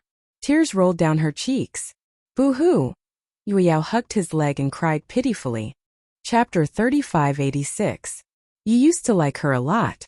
You kept hugging her and teaching her how to call you brother. Now that she's learned it, you're ignoring her when she calls you that. Weiyao pouted pitifully. She cried as she said, Brother is ignoring her. Brother is ignoring her. Yu turned around expressionlessly and said coldly, I'm not interested in playing house with you. So get lost. Yu turned around coldly and sat back on the bed like an ice sculpture. Yun Shishir carried Yue outside and left. The door closed softly. Yu looked back slightly and glanced at the door. His eyes were cold, but there was a flash of absent-mindedness in the depths of his eyes. Yue's teary eyes appeared in his mind and his thoughts became even more chaotic. He fell on the bed, covered himself with the blanket, and closed his eyes. Outside the door, Mu Yaja and Gong Jia looked at Yun Shishir's disappointed and gloomy face. They looked at each other. Gong Jia said, Shishir, don't worry. You didn't mean what he said. He doesn't remember you and he doesn't remember Yueyao either. It's understandable that he treats you as an enemy. Mu Yaja agreed with Gong Jia and said comfortingly, Take it slow. What if? Yun Shishir said worriedly. What if he can't remember me for the rest of his life? Don't be so pessimistic. Gong Jia said with a headache. Compared to Yu, I'm more worried about you. He was worried that she would be disappointed, despaired, upset, and unable to recover from this setback. Yun Shishir shook her head and said calmly, No, I won't. I will become stronger. At this time Yu needs me more. Xiao Jia, don't worry.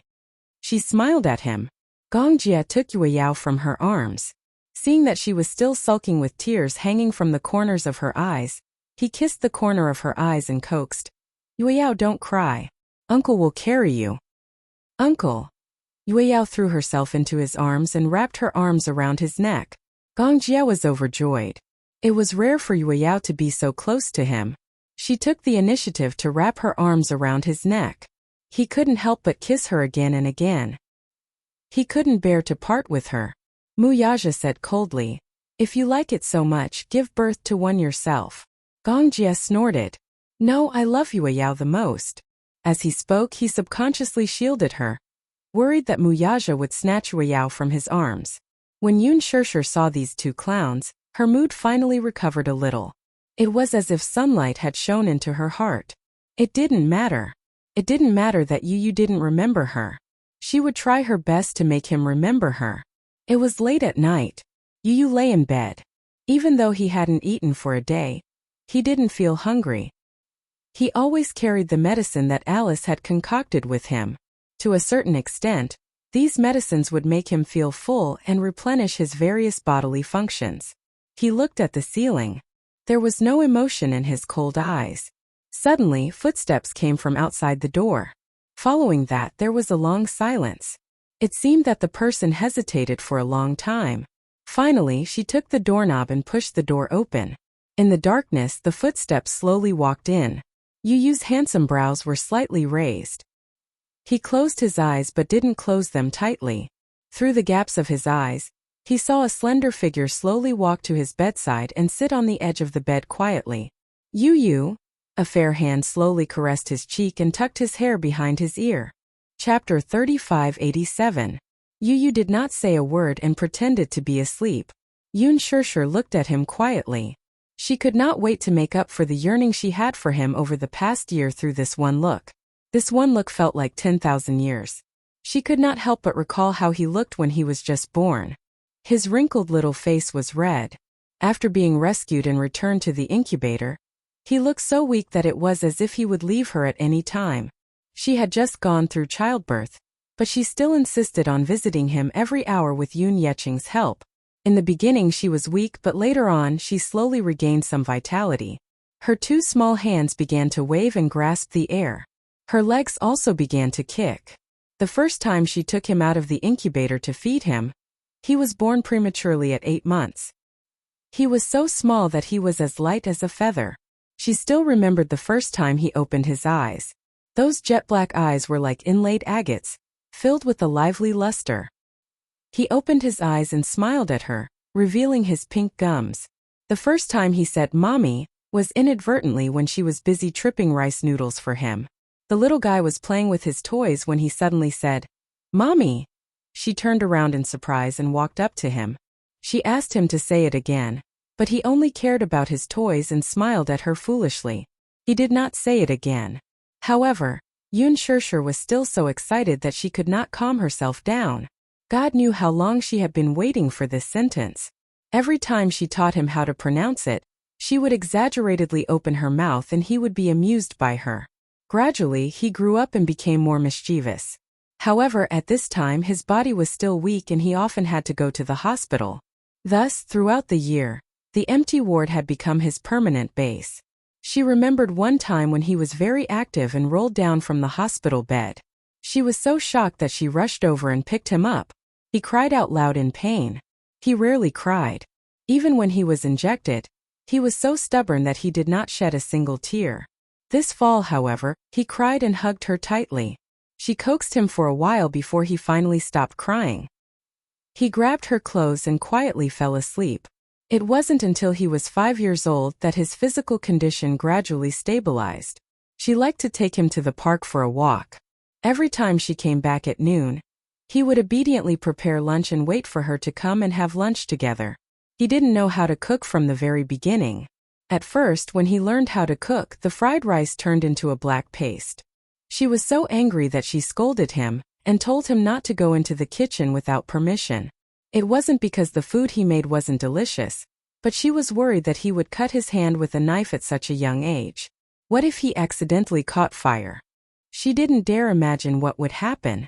However, Yu's talent in cooking seemed to be innate. As time passed, the food she cooked became more and more delicious. From Chinese food to Western food to Japanese food to Italian food, it was all very easy for him. She was touched, but her heart ached at the same time. Even if the Yu who knew how to dote on mommy, the Yu who knew how to do housework, the Yu who knew how to cook, the Yu who knew how to do housework, the Yu who knew how to cook, and the Yu who was very, very capable never came back, it's fine. Chapter 3588. Yun Shirshir hugged his shoulders and her tears fell uncontrollably onto his face. Whether you remember it or not, you'll always be mommy's Yu. Mommy really misses you. Really, really misses you. It's mommy's fault. Mommy didn't protect you well. No matter how harsh or heartless you are, mommy won't blame you. But don't leave mommy again. Boiling hot tears continuously dripped onto his cheeks and rolled down his cheeks endlessly. She held his face in her hands and gently kissed his forehead. Her tears fell straight onto his eyelashes, slid through his eyes, and trickled down from the corners of his eyes. Yu could only feel his vision becoming blurry. Her tears seemed to flow from her eyes and into his heart. His heart tightened and convulsed inexplicably.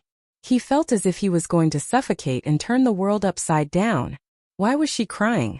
Don't cry. Her tears made his heart feel like it was going to explode. Why did her tears cause him to lose control of himself? Hearing her sobbing, he suddenly felt a sharp pain in his heart, as if it was going to pierce through his heart. What was going on? What exactly was going on? Yu suddenly felt a sharp pain in his head. His heart was in a mess and he couldn't help but frown. When he came back to his senses, he felt Yun Shirshir's body stiffen. He then realized that his arms had unknowingly wrapped around her shoulders.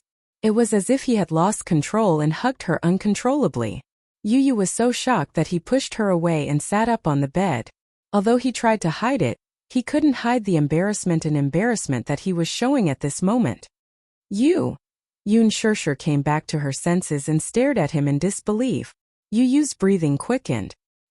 He stared at her warily and leaned his back against the bed. He said coldly, "Are you done crying?" Yun Shirshir was stunned. His change was so sudden that she was not mentally prepared.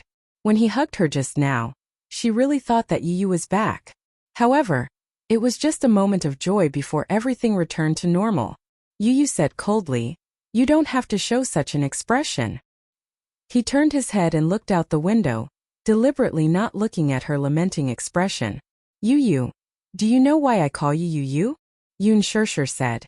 When you were born prematurely and almost died. I'm glad that God's blessing. You are the best gift to me. That's why I named you Yun Tian Yu. Ha! How interesting. I'll say this one last time. My name is Gong Fan, not Yun Tian Yu. As he said that, his head was suddenly felt. He was in pain. The pain you. She asked worriedly. What's wrong? Do you have a headache? She rushed out of the door in a hurry, found the medicine box and rummaged through it. Finally she found the painkillers. Carrying a glass of water, she walked into the room and passed it to him. This is a painkiller. Take it and your head won't hurt anymore. Enough! Yu had a splitting headache and was extremely irritated. The berserk factor in his body was fermenting. He flung her hand away. Go away.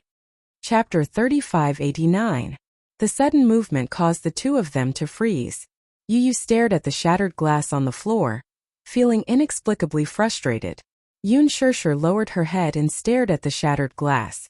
For a moment, she couldn't figure out whether it was the glass that had shattered or her heart. Yun Shishir pursed her lips as tears rolled down her cheeks. Suddenly, she knelt down on one knee and picked up the shattered glass pieces. Mommy, in the future, let's use the same glass as a family of 4. Okay? She could still remember how Yu had excitedly brought 5 glasses to Yao not long after she was born. 3 of the glasses had adorable suns on them, while the other 2 had beautiful moons on them.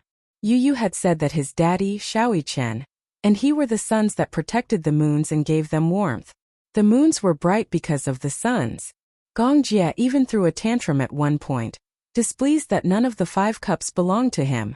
However, Yu had muttered, "You're a married uncle, and you're a spilled bucket of water. It's not yours." He had carefully placed the 5 glasses on the rack and marked them separately. Her tears continued to drip onto the carpet, staining it. She picked up the shattered glass pieces bit by bit until her gaze fell on the suns. Suddenly, her fingertips started to tremble uncontrollably. In a moment of carelessness, she accidentally cut her fingertips. A drop of blood appeared on the wound. However, she didn't feel the pain at all. She held the shattered glass pieces in her hands as her sad tears fell silently. When Yu saw this, especially when he saw Yun Shishir's tear-stained face, he couldn't help but grip the bedsheets tightly. The bedsheets were crumpled into a ball, just like his inner world at that moment. Stop picking them up. Little did he know that the moment he finished speaking, Yun Shishir's tears fell even more violently and she started to sob. Yu frowned again. He felt a headache coming on when he heard her crying. He held his forehead and looked helplessly at Yun Shishir, who was squatting by the bed and holding back her tears. He didn't know what to do with her. In fact, you already knew why Alice came to the island. You also recognized Gong Jie and me. The sea breeze on the island blew gently. Chen put on a jacket and sat on the beach. The bright moon seemed to be half submerged in the sea, but it also seemed to be rising from the sea. It was a beautiful sight. Lisa stood beside him and looked at the moon that seemed to be immersed in the sea. It was as if the sea water was the tears of the moon that had gathered to form the sea. She didn't say anything. She sat down beside Chen and gazed at the distant horizon. Her lips twitched as she said, "I work for young Master Jia. How could I not recognize him?" Chen turned to look at her in surprise. "So, you did it on purpose?" "On purpose." Lisa smiled. "What do you mean on purpose? You knew that you and I were swapped, but you still allowed Gong Jie to take you away."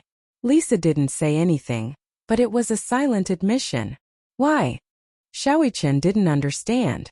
"Isn't your mission and duty to take care of Yu?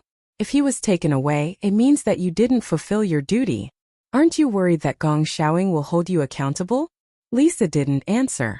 Instead she asked, "Do you know what faith is?" Chapter 3590. What do you believe in? Chen asked. Lisa looked at the moon and narrowed her eyes. She said mockingly, "Belief? I don't have any." Ever since she could remember, her family had been destroyed and her family had died. She and hundreds of other war orphans like her had been brought to Atlanta Island. On Atlanta Island, there was a fearsome assassin organization. Every year, they would recruit war orphans or refugees of different skin colors, ages, and genders from all over the world. Hundreds of children were locked up in a huge cage. They were only given a bowl of rice and a glass of water. Hundreds of children were only given a bowl of rice and a glass of water. Every child was hungry. What did this mean? This meant that even if they wanted to eat a mouthful of rice, they would have to face hundreds of children fighting each other. If they were hungry, they would only be given a bowl of rice. If they were thirsty, they would have a glass of water. In order to fill their stomachs and survive, the children would start to fight each other. Some were born weak and unwilling to fight. In the end, they could only starve to death. Most of the children would fight with their lives. Everyone wanted to live. No one was an exception. She was the same. At that time, her belief was that she did not want to go hungry. In the beginning, she was unable to recover from the setback. She was weak and could not compete with the children who formed cliques. However, hunger was like a beast. Once hungry, the primitive hunting instinct in her body would be fully activated. She started to fight and snatch. Gradually, from a mouthful of water to a mouthful of rice, until she could snatch half a bowl of rice and half a glass of water. Gradually, many children starved to death. Corpses were constantly being dragged away from the cage. However, the other children did not dare to leave the cage. They were like livestock in captivity. Later, a bowl of rice became half a bowl of rice, and a glass of water became half a glass of water. Eventually, they stopped eating and drinking. At that time, many children had already gone crazy. They were all brought from war-torn lands. Some were even natives. They did not have the concept of law, and did not have the principle of killing or not killing. They only wanted to live. When they were hungry and uncomfortable, they wanted to eat. When there was no food, even if they gnawed the flesh of a living person, they would still devour it. Children who were unwilling to eat became living prey. At this time, it was necessary to resist those children who formed cliques. In the end, Lisa and the other children survived, but at that time, all the children were on the verge of death. She was not surprised. The moment she crawled out of the rope, she naively thought, was she finally free? The belief then was to live in this warm sunshine. However, after the children were brought out, they were immediately sent to the next round of devil training. The so-called devil training was hellish. The weak would die and the strong would survive. Perhaps in the end there would only be one person who could survive all the trials. Lisa was the only child who survived during that period. However, after the cruel competition, she didn't even have a basic belief. It was precisely because he had no faith that his heart ached for Yu. After the first personality was destroyed by the second personality, it became Gong Fan's Yu. It was like a numb and cruel zombie. It had no feelings, no beliefs, and no goals. Empty ambition. Chapter 3591. When she had first met Yu, this child was so special. On one hand, he was ruthless and unscrupulous. On the other hand, he was as warm as ever, just like the bright and beautiful sun shining on one's heart. However, this warmth was only vividly displayed in front of Yun Shirshir. At that time, Yu was loved, knew how to love and enjoy being loved. He was blissful. Now Yu was sitting there, but he was as empty as a painting. He was still as if there was no trace of life in him. She knew very well that Yu was not happy at all. Therefore, she had deliberately let Yu go. At least, when Yu was brought back to the Mu family, there would be people who would love and protect him. They would not bear to use him. Now, her belief was that her little master would be able to smile from the bottom of his heart like he did in the past. Xiaoyichen took a deep look at Lisa. It was as if something in his heart had been deeply touched. Yun Shirshir hugged the broken shards. Her tears kept falling onto the carpet and her lips were trembling. She did not even notice that the shards had cut her palms and blood was seeping out. Yu casually switched on the wall lamp and saw the tears on her face clearly. At that moment he did not know what to do. In the past he had never felt so helpless.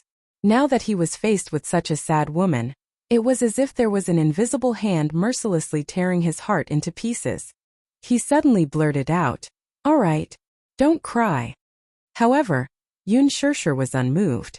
When she thought of the 5 cups that Yu had bought and one of them was missing, she was so sad that tears kept falling. "Don't cry." Yu threw the table lamp on the floor in frustration.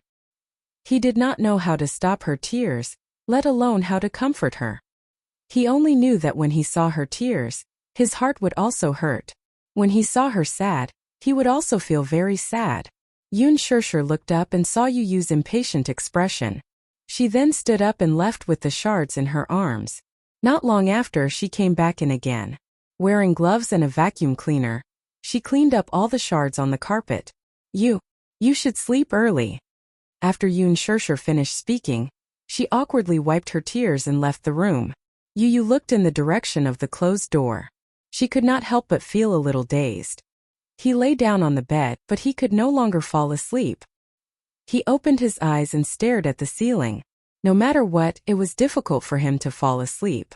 He suddenly sat up and got off the bed. He opened the door and walked to the living room. This was the first time he walked out of his room since he returned to the Mu family. On the table in the living room there were a few pieces of paper towels. On the paper towels there were a few pieces that formed a sun. Yun Shirshir couldn't bear to throw it away, so she pieced the pieces together. Yu Yu glanced at it and his heart seemed to be in turmoil. He turned around and looked around. Suddenly he saw a few white blankets on the cupboard beside the table. He frowned and walked over as if he was possessed by gods and demons. Yu Yu took the quilts and walked into the room. He sat in front of the study table and casually opened the drawer. There were a few boxes of paints in the drawer. He squeezed the paints into the palette, picked up a pen and dipped it in the paints. Then he slowly drew a circle on the surface of the empty cup. Yu Yu suddenly realized that he was doing something childish. He frowned and put the cup on the table with a look of disgust. He turned around and was about to go to bed. Chapter 3592. In his mind he couldn't help but recall Yun Shirshir's misty, teary eyes. His heart was in a mess. Yu Yu looked at the cup on the table and hesitated. Finally he sat back down.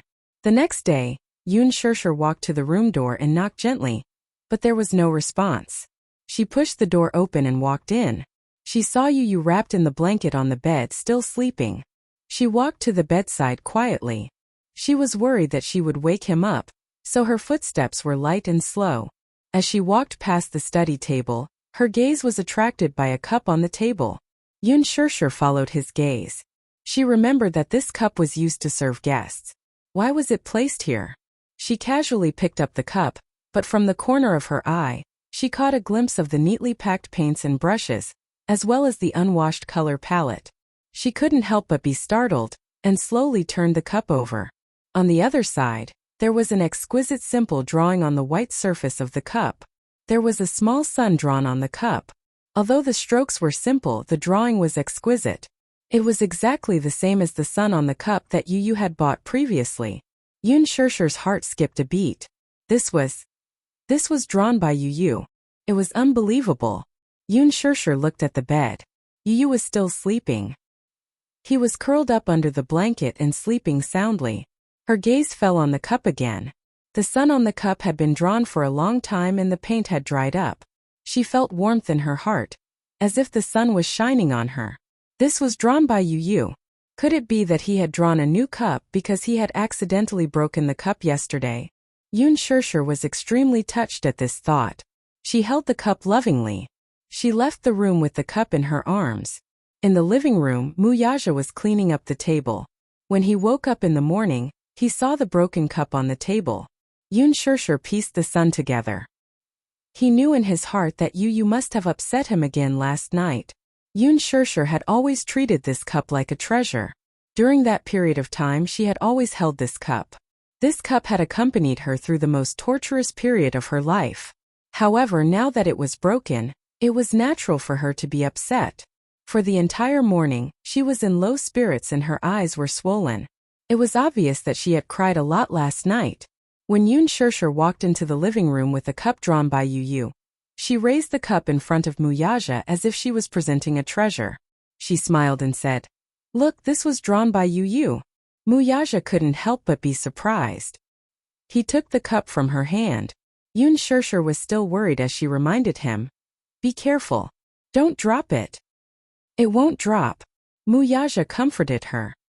His gaze fell on the cup, but he smiled and said, "One look and I can tell that it was drawn by that little thing. Do you think that Yu Yu drew this cup because he saw me sad, so? That's probably it. Although he has lost his memories, there are some feelings in his bones that can't be cut off." Wuxia comforted her and said, Don't worry and don't be too anxious. Take it slow. His memories will slowly recover. Yun Shirshir was also encouraged. She nodded vigorously as hope ignited in her heart. Initially, she had thought that there was no hope for Yu to recover his memories. Chapter 3593. On the fourth day of Yu's return to the Mu family, he finally started to eat. Yun Shirshir personally cooked a bowl of noodles. She wasn't a good cook, but in the past year or so when Yu wasn't around, she started to study her culinary skills. She started from recipes and attended some culinary training classes. Gradually, she was able to take charge of the kitchen. She brought the bowl of noodles into the room. Yu was sitting on the bed, flipping through the books on the bookshelf. When he saw her walk in, he put the books back into the bookshelf with an indifferent look on his face. Yun Shirshir smiled and placed the bowl of noodles on the table. She said to him, Yu, eat something. If you don't eat, you'll starve. When Yu heard this, he turned his face away. However, his attitude was no longer as repulsive as before. Instead, he said indifferently, I don't want to eat. You haven't eaten for 4 days. Yun Shirshir pleaded. Eat something, okay? Mommy will feed you. She paused for a moment. Worried that he would resist, she changed the way she addressed him. I'll feed you. Yu sat in front of the study table and looked at her steadily. He didn't reject her, but he didn't agree either. Yun Shirshir walked over to him tentatively. She moved a chair over and sat in front of him. With one hand she used a fork to roll up the noodles and put it in his mouth. Yu looked at her expressionlessly. Suddenly, he opened his small mouth. Yun Shirshir was overjoyed when she saw this. However, she didn't dare to show her happiness on her face. She suppressed her excitement and fed him. It wasn't until he swallowed the mouthful of noodles that she believed that he was willing to eat. If he was willing to eat, it was a huge breakthrough. She couldn't help but feel touched. She persuaded him again. Eat another mouthful, okay? Yu still felt awkward and didn't say anything. He just stared at the noodles in her hand. The noodles she cooked weren't that amazing, but perhaps he was really hungry. He actually felt that this bowl of noodles was very fragrant. Yun Shirshir tried to feed him another mouthful of noodles, and he obediently opened his mouth and took another mouthful. When she saw it, she was so moved that she wanted to cry. The fact that he could eat was something she had never thought of. She even thought that if he was still unwilling to eat, she would really be at her wit's end. At that time, she would have no choice but to forcibly inject him with a nutrient solution. Now that he was willing to eat, Yun Shirshir was greatly gratified. After what happened last night, the little fellow was no longer so resistant. The little guy finished the bowl full of noodles. Yun Shirshir tried to feed him a few mouthfuls of soup, and Yu drank it obediently. As long as she fed him, he would no longer refuse. When Yun Shirshir walked out of the room with the empty bowl, Gongjie came over. When he saw the empty bowl, he was a little suspicious. Is he willing to eat? Yun Shirshir nodded agitatedly. Yes. This bowl of noodles was all eaten by him. Oh my God! Gongjie widened his eyes in disbelief. He's finally willing to eat. It's just that, his attitude towards me is still so cold. When he opened his mouth to eat the noodles, she even suspected that he had finally regained his memory. However, when she took the bowl of noodles and left the room, his back was still facing her coldly. He didn't even look at her once. She then realized that if he had really regained his memory, Yu wouldn't treat her so coldly. Chapter 3594. At night, when Yun Shirshir finished cooking the noodles, Gongjie volunteered to bring it into the room. Yun Shirshir was a little hesitant, but Gongjie said coquettishly, Shirshir, let me, as your uncle, perform a little. All right. Gongjie took the bowl of noodles from her hands. Yun Shirshir cautioned him carefully. Be careful, it's hot. Hence, Gongjie carried the bowl of noodles into the room. However, within a few minutes, the sound of porcelain shattering could be heard from the room. Yun Shirshir and Muyaja heard the commotion and stood up in shock. They rushed into the room, only to see Gongjie standing at the side with a stunned expression. Yu was sitting on the bed, and the floor was littered with broken bowls and soup. It was a complete mess. Gongjie turned his head innocently and glanced at Yun Shirshir bitterly. He mouthed, Yu is so fierce. It turned out that when he carried the bowl of noodles into the room, Yu heard the door open and thought that it was Yun Shirshir. He sat up on the bed and saw that it was Gong Jia. When he carried the bowl of noodles in front of him and was about to feed him, Yu waved his hand coldly and knocked the bowl of noodles out of his hand onto the floor. After Yun Shirshir cleaned up the mess on the floor, the three of them left the room. Gong Jia looked sad and lonely. Why did he knock over your bowl of noodles? Yun Shirshir found it unbelievable. What did you say? Gong Jia said sadly. I just brought it in and didn't say anything. But he knocked over my bowl of noodles. As he said this, he crossed his arms and said angrily, That's too much. How could it be? Wuxia said. Maybe it's because you're not likable as an uncle. Gong Jia was speechless. He was speechless. He said provocatively, Brother-in-law, that means you're very confident. That kid must have knocked over the bowl of noodles that you brought in. Wuxia said confidently, How is that possible? That is my son. Gong Jia said. Try it then. I'll give it a try then. Wuxia cooked the noodles and brought them in. Gong Jia stood at the door and started counting down. 5, 4, 3, 2. Before he could count to 1, the sound of porcelain being overturned came from the room again. Gong Jia and Yun Shirshir walked in and saw Wuxia standing beside the bed with an ashen face. The floor was also in a mess. Yu sat on the bed with an unapproachable posture. His face was as cold as ever. Poochie. Gong Jia covered his mouth and held back his laughter. He had a smug expression on his face that said, I was right, wasn't I? Wuxia glared at him. Gong Jia glared back at him indignantly. Yun Shirshir immediately said to Gong Jia, Go out first. Sister, go out. Gong Jia left the room feeling wronged. Yun Shirshir then said to Wuxia, You go out too. Wuxia looked like he wanted to say something but he didn't. Instead he left the room. Yun Shirshir cleaned up the mess on the floor, cooked another bowl of noodles, and brought it into the room. In fact, she was feeling a little nervous. In the afternoon, Yu was willing to eat. Perhaps he was really starving. She didn't know if there would be a second time. Yun Shirshir carefully inched closer to the bedside. Yu, who was leaning against the headboard, stared at her expressionlessly with a cold look on his face. She probed. Eat something, okay? Yu didn't say a word and just looked at her silently. Chapter 3595. The noodles have just been cooked and are still warm. As she said this, she lifted a mouthful of noodles and cautiously brought it to his mouth. Yu's gaze fell on the bowl of noodles and he suddenly raised his hand. Yun Shirshir thought that he was going to knock the bowl over, and instinctively retracted her hand. However, she saw him suddenly straighten the bowl of noodles. It turned out that her bowl of noodles was tilted to one side and was about to spill out. Yun Shirshir's anxious heart then calmed down a little. However, she saw that Yu obediently ate a mouthful of noodles and didn't show any signs of resistance. She was so excited that her hands were trembling. She had never expected that Yu would really accept her. If it weren't for Wuxia and Gong Jia, she would have thought that Yu was only eating because he was hungry. However, when Gong Jia and Wuxia came in, Yu had knocked over the bowls in their hands. However, when she fed him, he didn't show any signs of resistance. Instead, he obediently ate a mouthful of noodles. Had he accepted her from the bottom of his heart? Yun Shirshir was greatly encouraged. Even though he still didn't say anything and still looked cold, he didn't even look at her. However, his willingness to eat what she fed him made Yun Shirshir's originally gloomy heart gradually brighten up. Halfway through the noodles, he lowered his head and refused to eat anymore. Yun Shirshir persuaded again. You eat another mouthful. If you only eat this little, you'll be hungry at night. Yu looked at her deeply.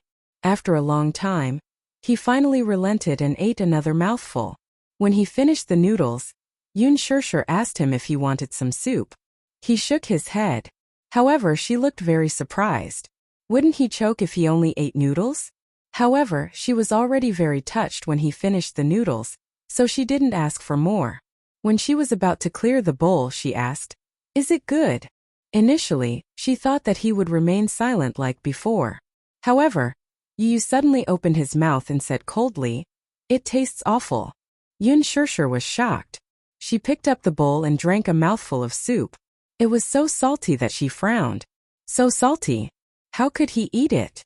Yun Shirshir felt a little guilty. It took a lot of willpower for him to finish all the noodles that tasted so bad. She could not help but laugh. She looked at Yu and said in embarrassment, "It's so disgusting. It must have been hard on you." Yu looked at her and smiled. She was stunned.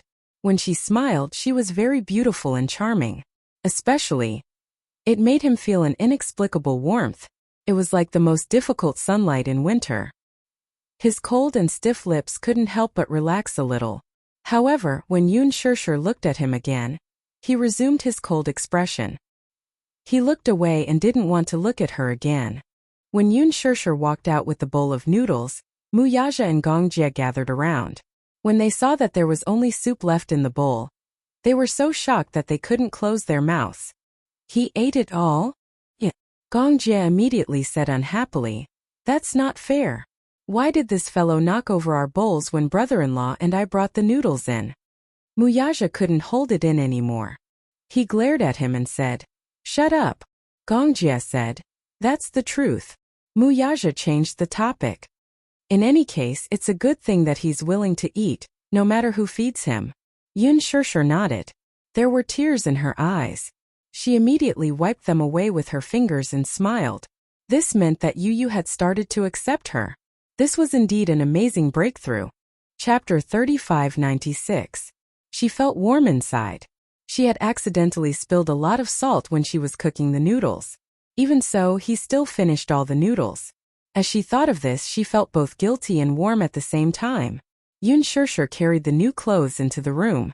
Yu was already lying down. When he saw her enter, he turned around and looked at her warily. He slowly sat up on the bed. Yun Shirshir smiled and said, "Let me help you bathe, okay?" Yu narrowed his eyes and frowned, but he still didn't say a word. Since he didn't say anything, Yun Shirshir took it as a silent agreement. She walked to the bed and reached out to carry him. However, Yu shrunk his shoulders and tried to avoid her. Yun Shirshir picked him up at once. They hadn't seen each other for more than a year. He had grown taller and heavier than before. Carrying him was starting to take some effort. Yu instinctively wrapped his arms around her neck and looked angry. "What are you doing?" "I'm carrying you to the bathroom." Yun Shirshir pretended to sniff his body and said teasingly, "How many days has it been since you last bathed? Don't you feel that you stink?" "Oh." Yu's face turned strangely red.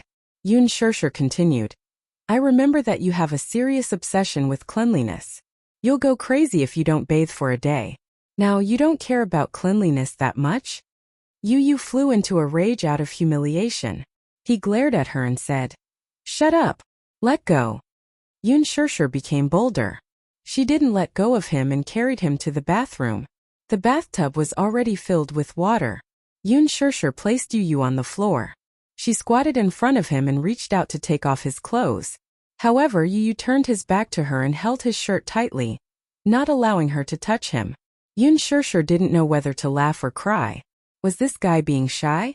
Perhaps after growing up, some men and women began to have different thoughts. In the past, Yu loved it when mommy bathed you.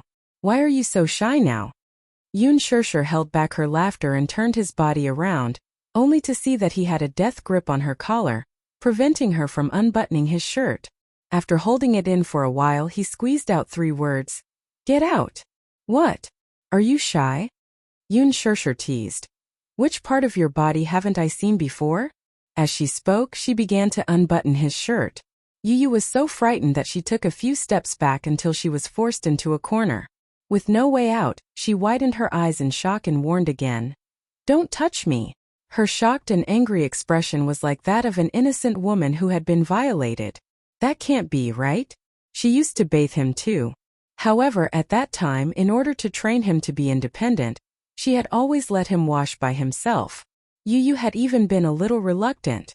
Later, when Muyaja bathed him, he had complained that Muyaja wasn't gentle at all and always hurt him.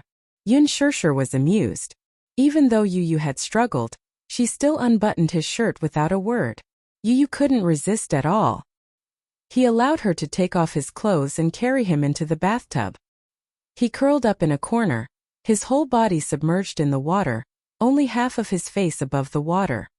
His vigilant eyes were on her, full of resistance. He didn't want her to bathe him. He didn't like to be touched by the opposite sex. Yun Shirshir knew that he was shy. As she smiled, she squeezed the shower gel into the shower gel, grabbed one of his arms and started to scrub it carefully. The moment she touched him, Yu Yu's body instantly froze like a rock, and he didn't move at all. Chapter 3597. The bathroom was foggy. Gradually Yu Yu relaxed. His muscles were no longer as tense as before. He allowed Yun Shirshir to rub the foam on his body. Her technique was very gentle and light. As the foam rubbed on his body, his muscles and bones relaxed involuntarily. Yun Shirshir then applied shampoo on his hair. She was very careful and did not let any of the foam into his eyes. Yu Yu could not help but fall into a daze for a long time because of her gentle technique. After the shower, Yun Shirshir carried Yu Yu onto the absorbent mat. Then she wrapped the large bathrobe around him and wiped his body. Yu Yu remained silent. However, he did not show any strong resistance. He was slowly accepting her. When she thought of this, Yun Shirshir's heart was filled with warmth. She firmly believed that his memories would be erased. However, some blood ties could not be erased no matter what. She believed that Yu Yu would definitely recover. Yun Shirshir carried Yu Yu into the room. However, she was not in a hurry to leave. Instead, she took out a thick stack of fairy tale books from the bedside table. In the past, Yu Yu loved it when she read him bedtime stories. When he was not around, these fairy tale books were secretly kept by Xiaoi Chen. Yun Shirshir thought that these books had been thrown away. She was sad for a long time. Then she went to the bookstore and bought many more fairy tale books. She placed them on the bedside table in Yu Yu's room. Every time a new fairy tale book was released, she would buy all of them. Yu Yu looked at the fairy tale books in her hands strangely. His gaze was filled with doubt. You don't remember? In the past, you loved it when mommy read you fairy tales. Yun Shirshir flipped to a page. The first story was Andersen's fairy tale, The Daughter of the Sea. Her fingertips gently ran over the words. For a moment, she was filled with emotions. This was also the first fairy tale that she read for Yu Yu. At that time, Yu Yu was still young. She didn't really understand the story. After she read it a few more times, she finally understood that it was a tragic story. Yu Yu lay down on the bed, and Yun Shirshir tucked him in. Daughter of the Sea. Have you heard of it? Yu Yu blinked but did not say anything. Yun Shirshir said again. You must not remember. I'll read it again, okay? Yu Yu slowly closed her eyes. Yun Shirshir held the book and began to read softly. In the depths of the vast ocean, there is a kingdom of fish. The Sea King had 6 beautiful daughters, especially the youngest, who was even more beautiful than her sisters. She was kind, pure, and had a beautiful voice. They lived freely and without worries in the sea. Sometimes their grandmother would tell them some novel stories on the sea. This filled the youngest's heart with longing for the world at sea. As Yun Shirshir read, memories of the past surfaced in her mind. It was as if she could see a 3-year-old Yu Yu hugging a pillow and sitting on the bed, looking at her longingly. Mommy, do these fish look the same as humans? No, they have the bodies of humans but the tails of fish. Then how do they breathe in the sea? Oh. Yun Shirshir was suddenly put in a difficult position. She immediately said, they are the spirits of the sea. They can swim and breathe freely in the sea. Chapter 3598. That's why, once they reach the sea, they can't walk anymore. Are there really mermaids in this world? Yun Shirshir pretended to be mysterious. Who knows? I'll continue. The little princess finally reached the age of 15 and was allowed to float to the surface of the sea. She looked around excitedly, wanting to take in everything. At this moment, a large ship sailed by her side. There were many people dressed in gorgeous clothes on the ship celebrating the prince's birthday. The little mermaid was immediately attracted to the handsome prince. At this moment, there was a sudden storm and the waves destroyed the ship. The people fell into the water and sank to the bottom of the sea. The mermaid risked her life and rushed into the whirlpool to save the prince. She gently kissed the prince's forehead and hid in the water, silently waiting for someone to save him. At this moment, a young lady found the prince. She called some people and saved the prince. When the story reached the part where the little mermaid wanted to turn her fishtail into legs, she found a witch and drank a magic potion. However, it was extremely painful to turn into human legs. Every step she took she had to endure great pain. Yu Yu's heart clenched. He hugged Yun Shirshir's arm and said sadly, "Will the little mermaid die?" She smiled. "No, I won't." "That's good." Yu Yu was relieved again. The story continued. The witch told him that if the prince forgot his parents because of love and married the little mermaid, she would obtain an immortal soul. However, if the prince married another lady, the little mermaid would die the morning before the wedding and turn into foam in the sea. The little mermaid's face was pale, but she was not afraid. As a reward, the witch cut off her tongue and took away her beautiful voice. She could no longer speak. Late at night, the little mermaid left her family and left heartbroken. When she came to the sea, she drank the potion but fainted because of the pain. When she woke up, the prince asked her questions. She could not answer because she was mute. However, she endured the pain and danced for the prince. When Yu Yu heard this, he frowned and looked very distressed. As the story went on, Yu Yu stopped talking, especially when she heard that the prince didn't know that it was the little mermaid who saved her. He wanted to marry the princess and invited the little mermaid to dance for them. On the night before the wedding, the sisters floated to the surface of the sea. It turned out that in order to save their sister, they cut off their hair and gave them a sharp knife. As long as the little mermaid pierced the prince's chest, she could return to the sea. This was his last chance. His memories overlapped with the scene before him. Yun Shirshir looked at Yu Yu, who was lying on the bed. Everything had changed. He lay on the bed with his eyes closed, but no one knew if he was asleep or awake. Yun Shirshir gently stroked his forehead, closed the book and was about to leave. When she got up, Little Bun suddenly opened his eyes and asked coldly, "Did she kill that prince?" Yun Shirshir was stunned and turned around. Under the moonlight, Yu Yu slowly sat up from the bed. Her cold eyes revealed a hint of curiosity. "Did she use that knife to kill that prince?" Yun Shirshir shook her head. No, Yu Yu said doubtfully. If she didn't kill that prince, she would have turned into foam. Chapter 3599. Yun Shirshir returned to the bedside and caressed his cheek gently.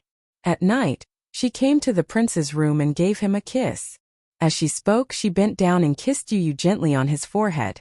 Yu Yu was stunned and his eyes widened in shock.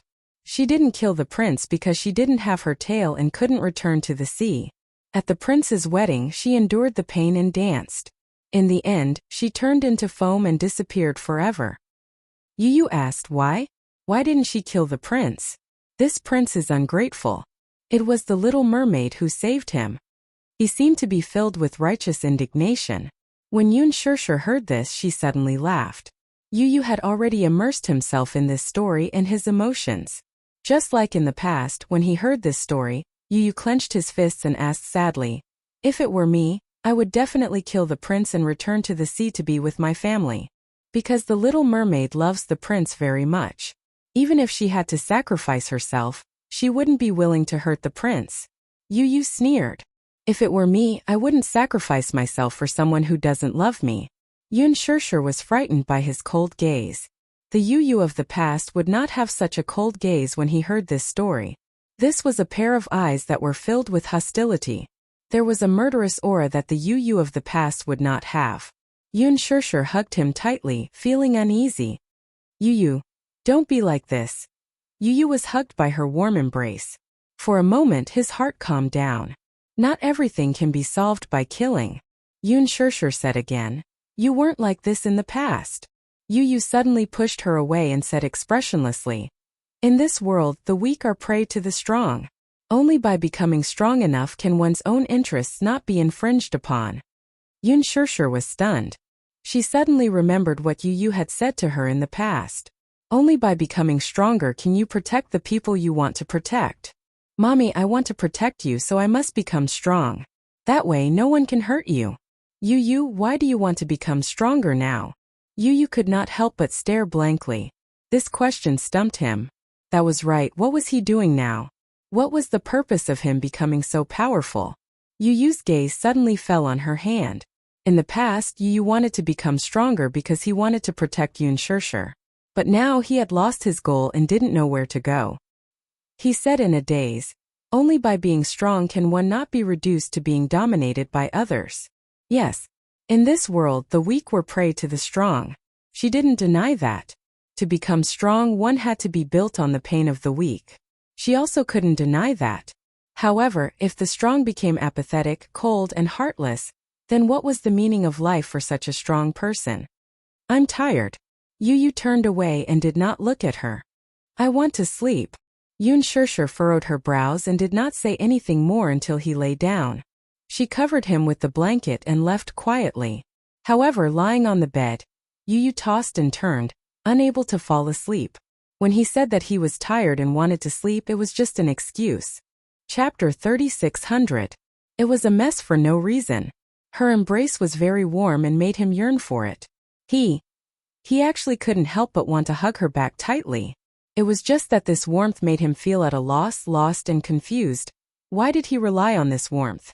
She kept telling him how he used to be and how he used to be. But was there really a past? Yu suddenly felt a splitting headache.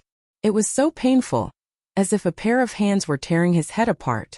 Yu clutched his head in pain and his body curled up involuntarily. He was drenched in cold sweat. It was only at dawn that his headache eased a little. He wrapped himself in the blanket tiredly and fell asleep. When he woke up, it was already the afternoon of the next day. He slowly pushed open the door and saw Yun Shirshir sitting on the sofa in the living room. She was humming softly as she knitted a small glove. On the floor, Yueyao was sitting on the blanket, hugging a teething stick and chewing on it. When she heard footsteps coming out of the room, Yueyao looked up. She was the first to notice Yu. Seeing him standing at the door, she immediately got up from the floor with her butt sticking out. She gripped the teething stick tightly and walked towards him step by step. Brother! She hobbled over to him. She loosened her grip and the teething stick fell to the floor. Yun Shirshir heard the sound of something falling. She looked up and looked at Yu. She put the glove aside and said, Yu, you're awake? Yu didn't say a word. He only lowered his head and looked at Yueyao. Yueyao had a pair of big eyes just like him. They were very attractive, especially those curly eyelashes. When she blinked, they fluttered like the wings of a butterfly and were very charming. Yueyao suddenly opened her arms.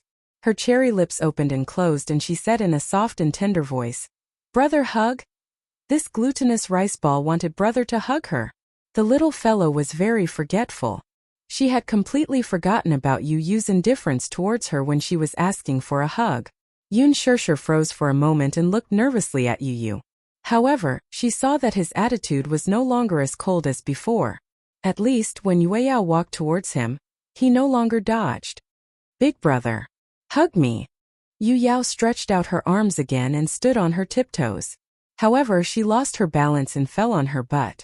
From start to finish, Yu looked at her coldly and did not help her up. Yueyao fell, but she did not cry in a delicate manner.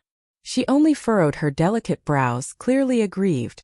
She got up from the ground on all fours and raised her head to look at Yu, only to see that he was still cold and indifferent. For a moment she was extremely sad. Her little mouth pouted high, and she looked like a storm was coming. Yun Shirshir knew from this that she was going to cry.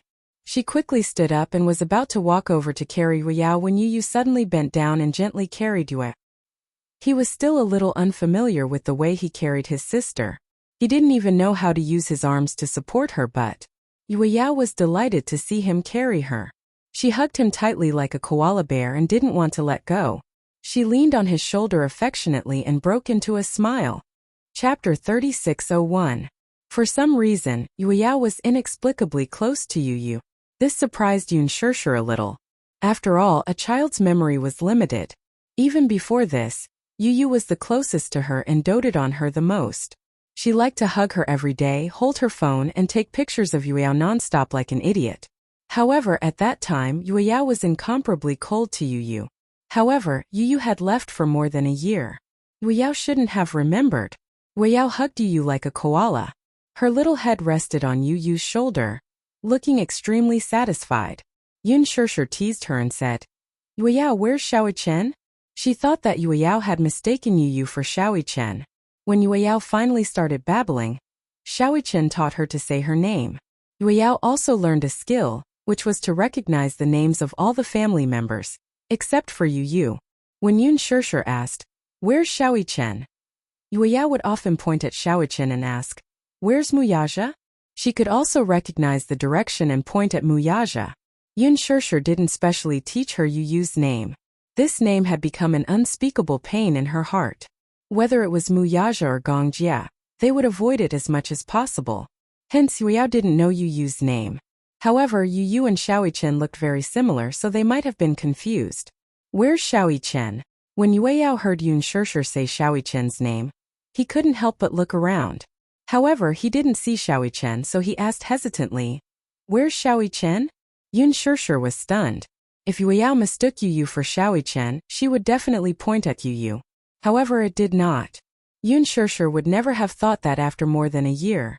Yueyao actually remembered Yu's appearance and could even differentiate Yu from Xiaoqian. When Yu heard Yun Shishir's question, he asked suspiciously, "Who's Xiaoqian?" Yun Shishir said gently, "Xiaoqian is your older brother. You're twins and look exactly the same. No one can tell the difference. Other than your family members, I didn't expect Yueyao to be able to differentiate between you and Xiaoqian." After a pause, Yun Shishir said sadly, "After all, when Yueyao was not even a year old, Yu got into trouble." When Yu heard this, his thoughts were a little confused. "I have an older brother?" Yu looked a little surprised. Yun Shishir immediately took out a photo. It was a family photo and she showed it to Yu. Yu looked at the photo. It was a family photo. Yun Shishir was sitting with Yueyao in her arms. Two children who looked exactly like him were standing on both sides. It was sunset. Of the two children, one had a gentle smile while the other had a sunny smile. Their eyebrows and eyes were exactly the same, except for a slight difference in height. Even he could not tell which child was his own. This was the first time he saw a family photo like this after he returned to the Mu family. At first glance, it was a huge shock. Yun Shishir had always said that he was her son and her baby. Yu had always been suspicious. The reason why he was not so resistant and close to her now was not because he believed that he was her son. It was because he did not know why he was not so resistant and close to her. However, when he saw this photo, Yu could not help but wonder if what she said was true. Was he really her family? Was that possible? Chapter 3602. Alice had instilled memories in him. He was the son of the Gong family and had always been in poor health, so he had been receiving physiotherapy on Ashland Island. He didn't know who his mother was, nor did he know who his siblings were. He only knew that he had an uncle called Gong Jia. However, even Gong Jia told him that his real name was not Muyaja. His real name was Yun Tianyu, and he was the son of Muyaja and Yun Shishir. He could not digest this information for a while. It was complete nonsense. He had been in the Gong family all this time and did not have any memories of Muyaja, Yun Shishir, and even Xiaoqian. It was just that the photo made his thoughts chaotic for a moment. Yu lowered his head to look at Yueyao, who was in his arms. Yueyao also looked up at him. Seeing him staring at him, the little guy reached out his soft hands and gently patted his face. It was so fun. Yu did not find it annoying though. Her scratches did not hurt much, and her nails were neatly trimmed. Hence, when she pinched herself, it did not hurt or itch. Yu was no longer as resistant to this child as before. He avoided her as if she were a snake or a scorpion. This change made Yun Shishir feel relieved. Did he quickly improve on the day he regained his memories? During dinner, Yun Shishir personally cooked. When Gong Jia and Muyaja returned, the dishes were already on the table. What surprised them was not that Yun Shishir cooked for the first time, but that they saw Yu sitting at the dining table with Yueyao sitting on the baby stool and playing with a toy. He lazily propped his chin on his hand and quietly watched her play with the toy. This guy actually walked out of his room. This was a miracle. After returning to the Mu family for such a long time, he had always locked himself in his room. He never came out of his room, never letting the sun out. Why did he come out now? Gong Jia and Muyaja looked at each other but did not show too much of a shock, lest they startled him. As usual, they sat down at the dining table. Yu did not look at them and continued to stare at Yueyao. Gong Jia had his own thoughts. Yu, this damn siscon. Why was he always staring at Yueyao? Was uncle not good looking? After being back for so many days, This brat had only glanced at him lightly when he smashed the bowl of noodles that he had brought out. He had not even looked at him directly. Gong's heart. Mu Yaja and Gong Jie stared at Yu fiercely and complained in their hearts. The two of them were not as good-looking as Yue Yao, right? Yun Shishir walked out with rice and saw that Gong Jie and Mu Yaja had returned. The two of them sat opposite Yu and the three of them formed a strange triangle. Her lips twitched as she placed the rice on the table. Let's eat. Yun Shishir placed the rice noodles in front of Yue Yao and tied a napkin around her before sitting down beside her. They started eating. Yu was stunned and did not move his chopsticks. When they were on Ashland Island, he had always eaten alone. He was used to having a quiet dining table and had never experienced this before. There were so many people sitting around the table and eating, but he did not feel uncomfortable at all. What are you waiting for? Yun Shishir picked up a grilled chicken wing for him and said, "Eat it while it's hot." Yu picked up his chopsticks and started eating. Chapter 3603. Yu finally raised his eyes to look at him. It was just that this glance was cold and emotionless, and then he pushed the vegetables away in disgust. He pushed them away. He had thought that he would just push them away, but unexpectedly, Yu picked up the vegetables and threw them into the small plate used for throwing the bones. Gong Jie's heart shattered with a smack. Mu Yaja muttered, "Yu doesn't like vegetables." Hence, he also picked up a drumstick and put it in his bowl. Yu didn't even look at it. He used his chopsticks and placed the drumstick on the table. Then he used his chopsticks to pick up the chicken wing that Yun Shishir had given him and started eating. Mu Yaja was speechless. Gong Jie tried to hold back his laughter until his stomach hurt. He lowered his voice and said, "Brother-in-law, he doesn't want to eat the drumstick you gave him. Yu just doesn't like you, haha." Mu Yaja turned around and smiled at him elegantly. Then he picked up a piece of red braised pork and stuffed it into his mouth. "Shut up and eat." Gong Jie couldn't speak with a piece of red braised pork stuffed into his mouth. He stared blankly at Mu Yaja as he calmly picked up his bowl and started eating. Yu finished the drumstick in his bowl and stopped eating. Yun Shishir saw this and picked up some vegetables for him. Yu hesitated for a while and ate the vegetables as well. Wu Yao thought that it was fun. She suddenly scooped up some rice noodles with a spoon. She raised her little hand and stretched it in front of Yu, wanting to feed him. Wu Yao wasn't very good at using the spoon. She held the spoon in a reverse grip and the rice noodles dripped onto the table. Yu looked at her in surprise only to hear Yue Yao mumble, "Okay. Eat. Duh." Yun Shishir said, "Yue Yao is feeding you." Yu was stunned for a few seconds. She stretched out her head and took the rice noodles that Yue Yao handed her. The sticky rice noodles didn't have any extra seasoning. It was light, but there was a rich milky fragrance. Yu took a bite. When Yue Yao saw this, he was extremely excited. He danced around and scooped up another bite. His little hand held the spoon with great effort and raised it to his mouth. Yu was a little conflicted. This rice noodle was not particularly delicious. It was a formula for babies, so it was tasteless. However, Yue Yao insisted on feeding him. He didn't know if it was because he found it fun or something else. Yu had no choice but to take another bite.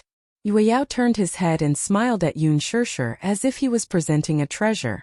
He revealed his cute little front teeth and said, "Mommy, brother is eating." Yun Shishir smiled and coaxed, "Okay, I'll eat too." "No, I want to feed brother." As Yue Yao spoke, she fed Yu mouthful by mouthful. After that, Yu was full just by eating the rice noodles.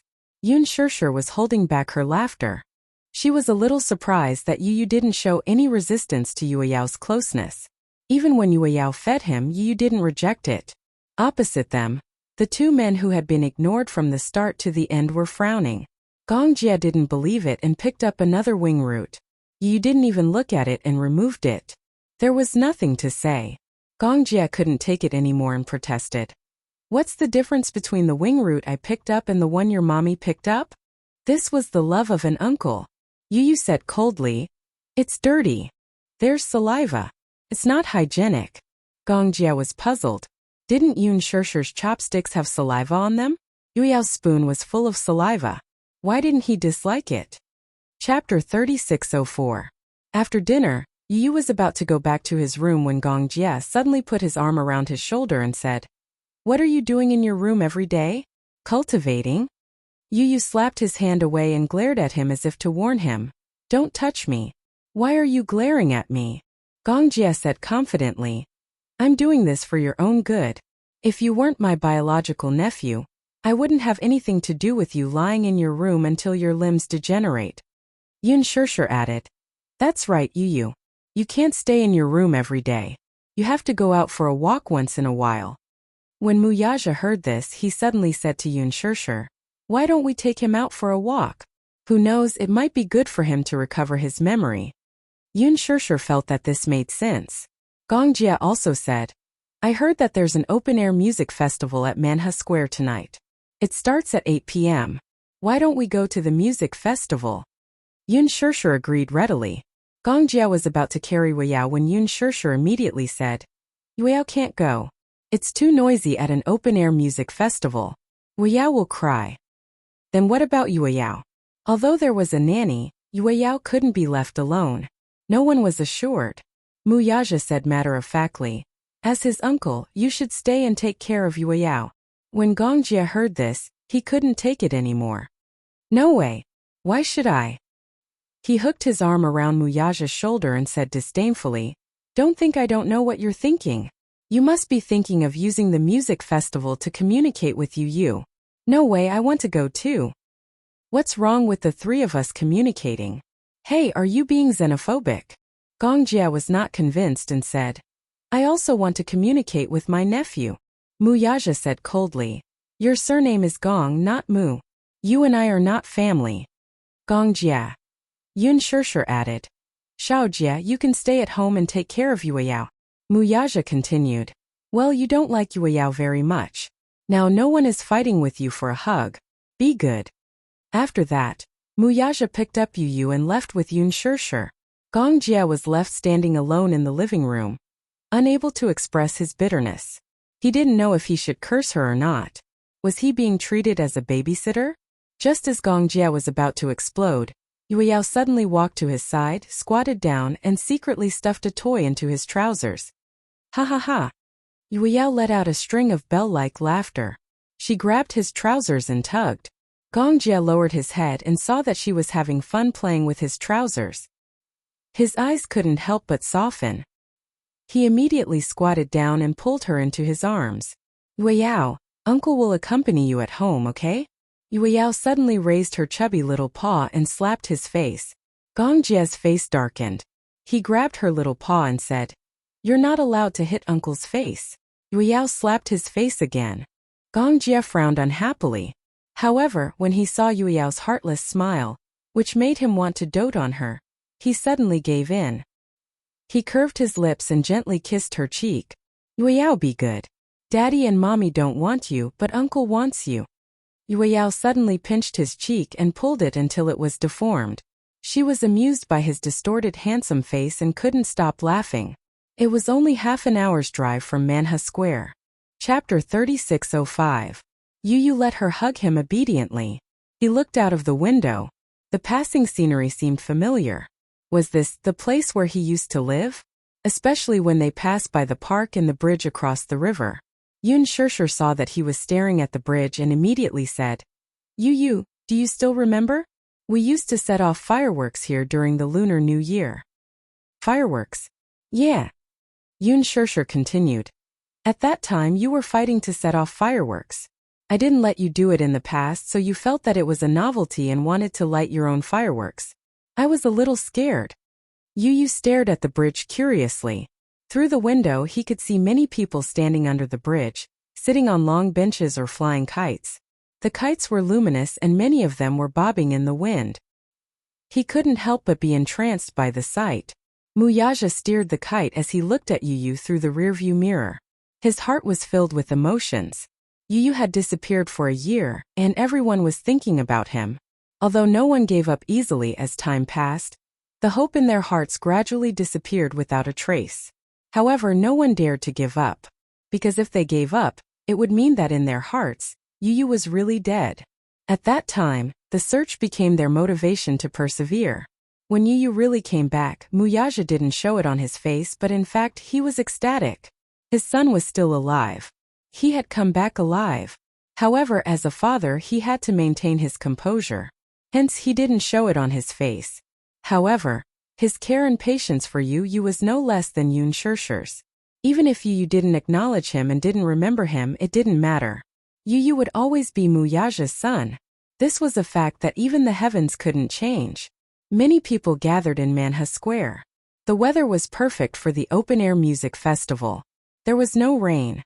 Everyone gathered in the square. At a glance, the square was filled with people.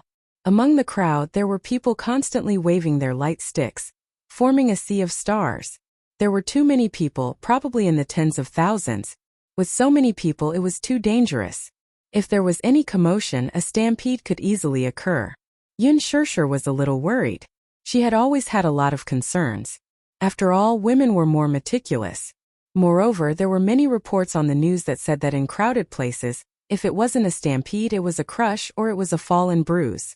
With so many people around, it was inevitable. Therefore, she hugged Yu Yu even tighter. Why are there so many people? Yun Shirshir muttered and looked around.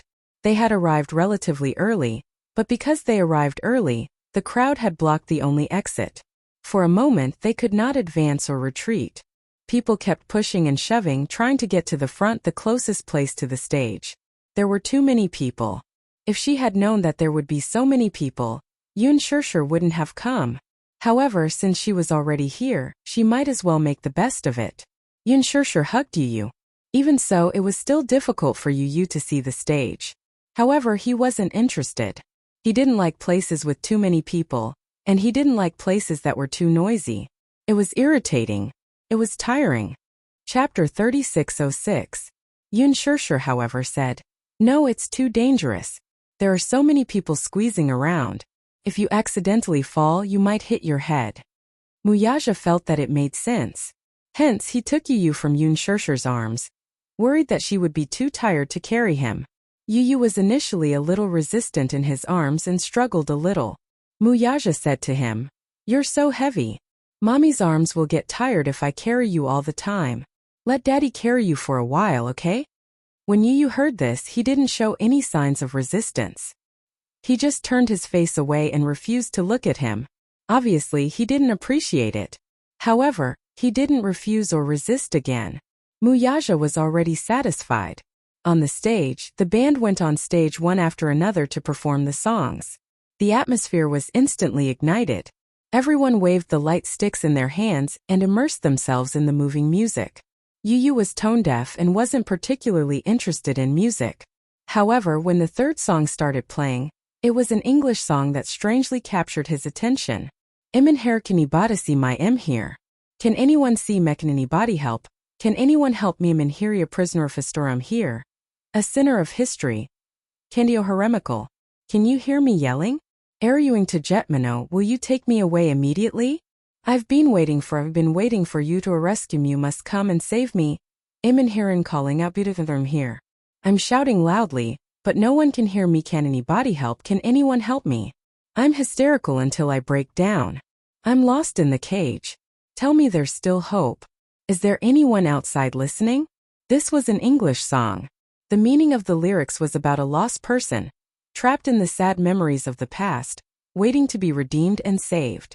However, this song actually made Yu Yu feel an indescribable sadness in his heart. He gently closed his eyes. In the darkness, he could vaguely see a cage in the darkness where there was no light. A child who looked exactly like him was holding on to the cage tightly and shouting something. But he couldn't hear anything. He couldn't hear anything at all. In his ears, there was only the sound of music and the noise of people buzzing. The youth in the cage seemed to have seen him. He shook the iron bars and shouted crazily, "Let me out of here!" Yu Yu furrowed his brows and was a little puzzled. "Who are you? Let me out. I don't want to be here." The youth gripped the iron bars tightly and looked desperate. "I don't want to be here alone. Don't lock me up here alone." Between the iron bars, the youth's delicate face was pale. "Mommy, Daddy, can you hear me? Mommy. Yu Yu. Yu Yu?" A series of urgent calls finally woke him up. When he woke up again, He was in Muyaja's arms. He seemed to have fainted. Muyaja and Yun Shirshir were scared out of their wits. They kept patting his face until he finally woke up. However, when he opened his eyes, a line of tears suddenly fell from the corner of his eyes. Yun Shirshir was shocked to see his tears. Just as she was about to caress his face, she saw a helpless look on the child's face. "Mommy, mommy!" He called her anxiously and frowned slightly. Chapter 3607. Yun Shirshir was so excited and happy that he had taken the initiative to call her. For a moment she was caught off guard. Just as she was about to hug him, the child in her arms suddenly pounced on her and hugged her tightly. His little hands hugged her tighter and tighter. "Mommy! Mommy! You missed you so much." Muyaja was also stunned. Yun Shirshir was also stunned. That familiar voice was enough to make her heart burn. Yun Shirshir hugged him even tighter in surprise. You're back.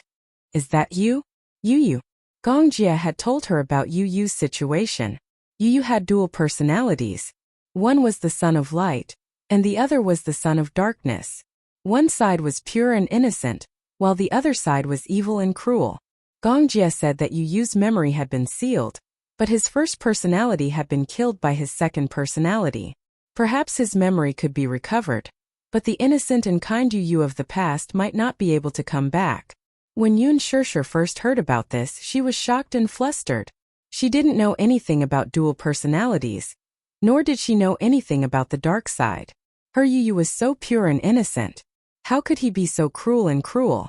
But after that, she kept reading up on all kinds of information about dissociative identity disorder and dual personalities.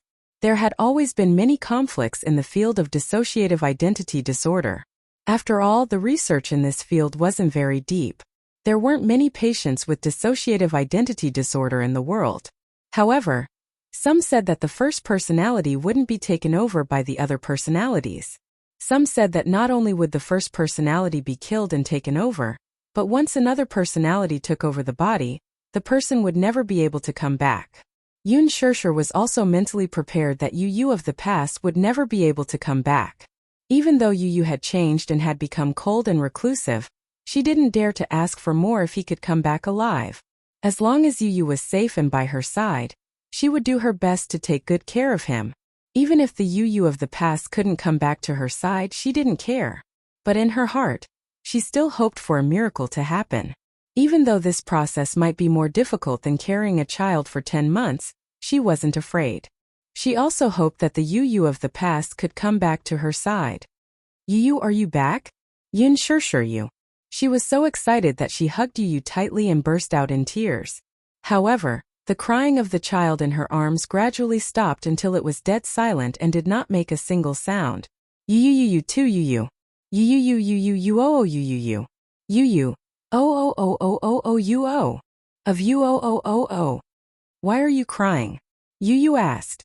Suddenly, he frowned and touched the corners of his eyes with his fingers. What he touched were the dried tears. Why was he crying too? Yu frowned strangely and wiped the tears away.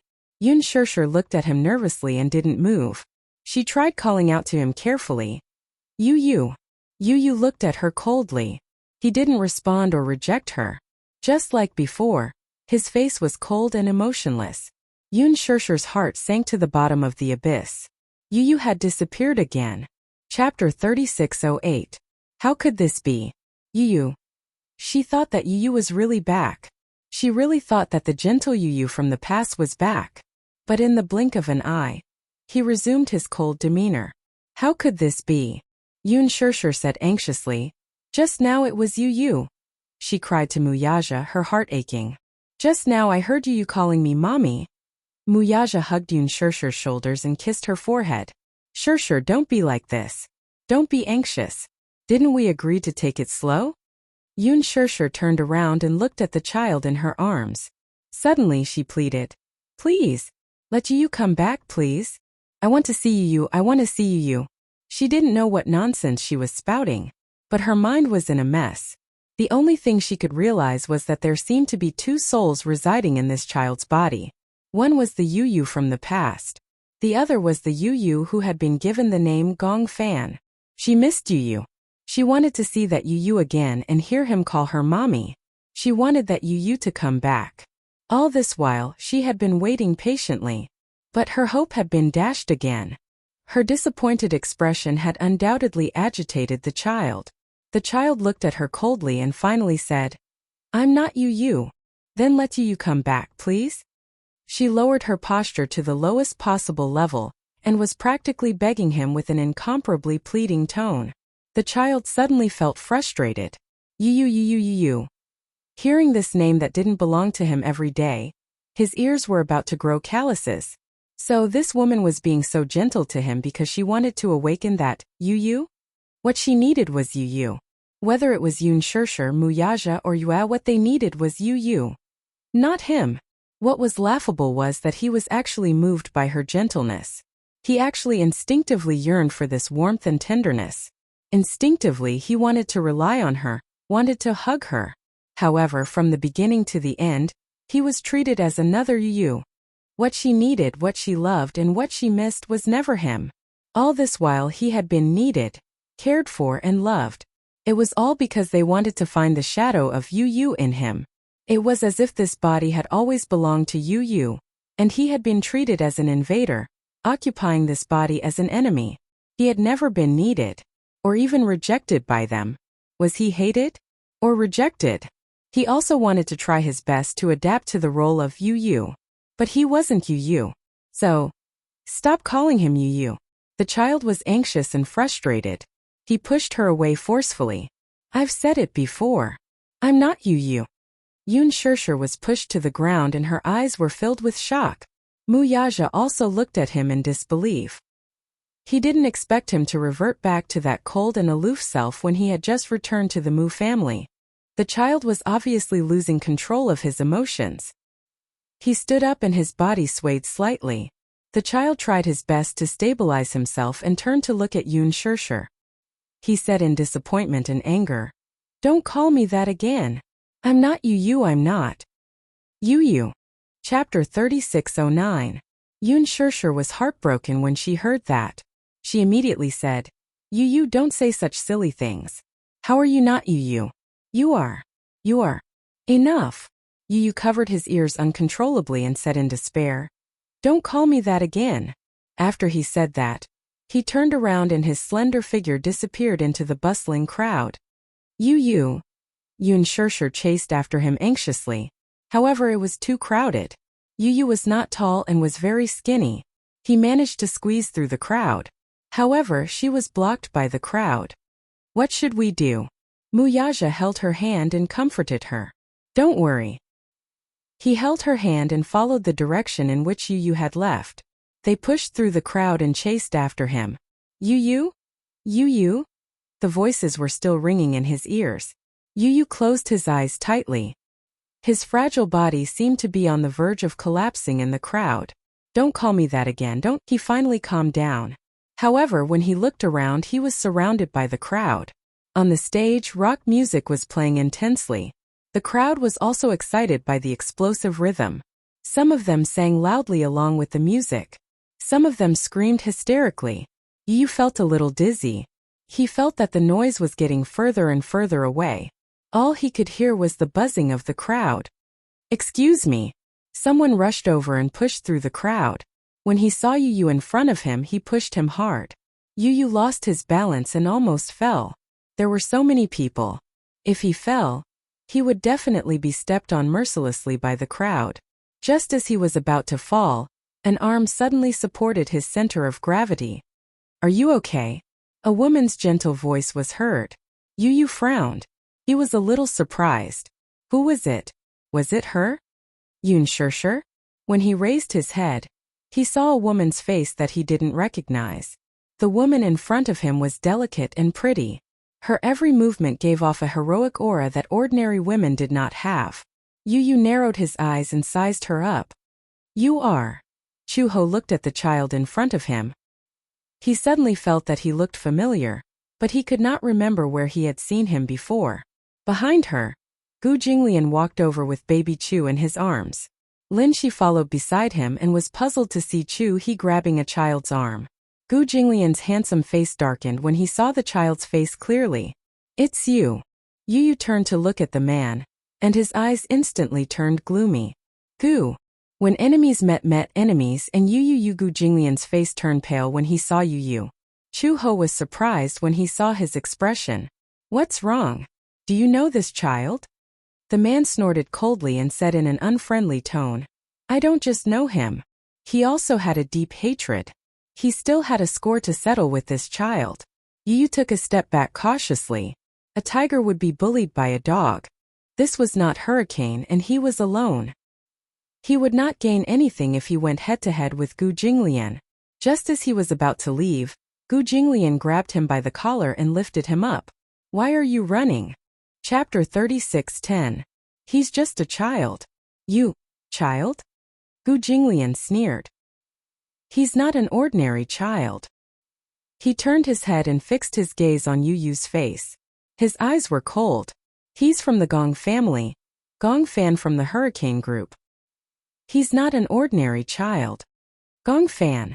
Hearing this name, Chu Ho's face also showed a surprised expression. Gong Fan.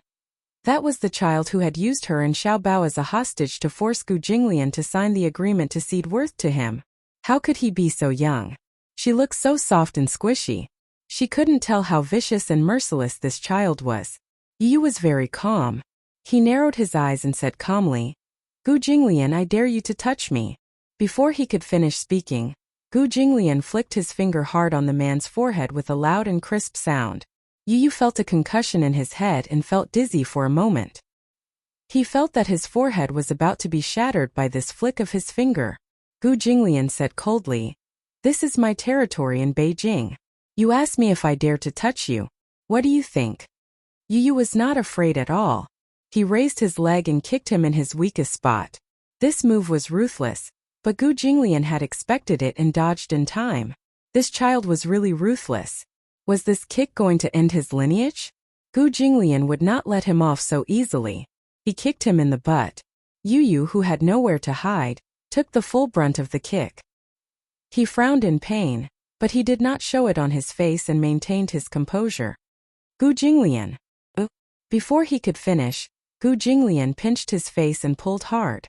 Rumor has it that the ruthless successor of the Hurricane group, Gong Fan, is just SOSO without those mercenaries and bodyguards. However, this little guy was weak, yet he was still so arrogant. Who was he trying to show off to? Showing off in his territory, was he courting death? In a hotel room next to the square, a gray-haired middle-aged man sat on the windowsill with a bottle of wine in his hand. He was drunk and on the verge of collapsing. If it weren't for the guardrails outside the windows of the room, he would have lost his balance and fallen. He picked up the wine bottle and took a big gulp. When he opened his eyes again, there was a terrifying murderous intent in them. In the square, the crowd was bustling with noise. The crowd danced to the music, getting high. However, the livelier the crowd was, the more the man felt indignant. Just last month he was fired by the company. Half of his life he worked hard for the company, but all he got in return was a letter of dismissal. He lost his job, and his wife left him with their child. Just a few days ago, he saw his wife walking on the street with another strange man. They looked so sweet. Only then did he suspect that his wife had betrayed him. For so many years he had suffered untold hardships. In order to support his family, he had been constantly on the move every day. In order to support his family, he had almost exhausted all his energy. In the end, what did he get in return? In exchange, he was chased away by the company and betrayed by his wife. Even his son refused to meet him. He had wanted to visit him several times, but his son avoided him. He even said that he would never acknowledge him as his father. What did he do wrong? Chapter 36:11. He looked down at the crowd in the square. Every single one of them was so happy. He then looked at himself. He was like an orphan who was abandoned by the world. Why did the world only give him endless despair when the others were so happy? The more he thought about it, the more he felt that it was unfair. Since the world had abandoned him, then don't blame him for taking revenge on the world. The man finished his glass of white wine in one gulp and took out an AK-47 from under the windowsill. He swayed as he crouched beside the windowsill. He held the gun and loaded it clumsily. Then he aimed the gun at the crowd and slowly pulled the trigger. He was already drunk. However, he did not need to aim in front of so many people. Every single one of them was worth it. Even if he died, he would not have lived in vain with so many people accompanying him to the grave. Suddenly, the man laughed arrogantly. Da-da-da-da. He pulled the trigger and fired wildly at the crowd. In the square, Gu Jinglian suddenly heard gunshots. He looked towards the direction of the sound. The square was too big and the music on the stage was still loud. Therefore, he could not tell where the gunshots came from. Gunshots? Why were there gunshots? He could not have heard wrongly. Those were gunshots. Chu Ho also heard the gunshots that were almost drowned out by the noise. Based on the sound, it should be an AK-47. Someone was shooting at the crowd. Some of the people in the square suddenly screamed in fear. However, these screams were drowned out by the cheering crowd. The singer on the stage still did not realize what was going on. He was still sweating profusely as he held the microphone and performed with all his might. Most of the people in the crowd did not realize that the Grim Reaper was quietly approaching. Therefore, everyone was immersed in the music. The sound manipulator also realized that something was wrong. He received a radio message saying that someone was shooting at the crowd and asked for the music to be stopped immediately. The sound manipulator immediately stopped the music. The staff went on stage and covered the singer as he left the stage. The music suddenly stopped. Da-da-da. Gunshots were heard not far away. It was very obvious. It's gunshots. What's going on? Ah, run. It's a terrorist attack. Someone is shooting at the crowd. Run. Some people were hit by bullets. Some bullets pierced through their heads, some pierced through their shoulders, and some pierced through their chests. For a moment, the huge square was shrouded in blood and darkness. Seeing that their companions were injured, many people were so frightened that they screamed and cried. Help! Someone's injured, call an ambulance.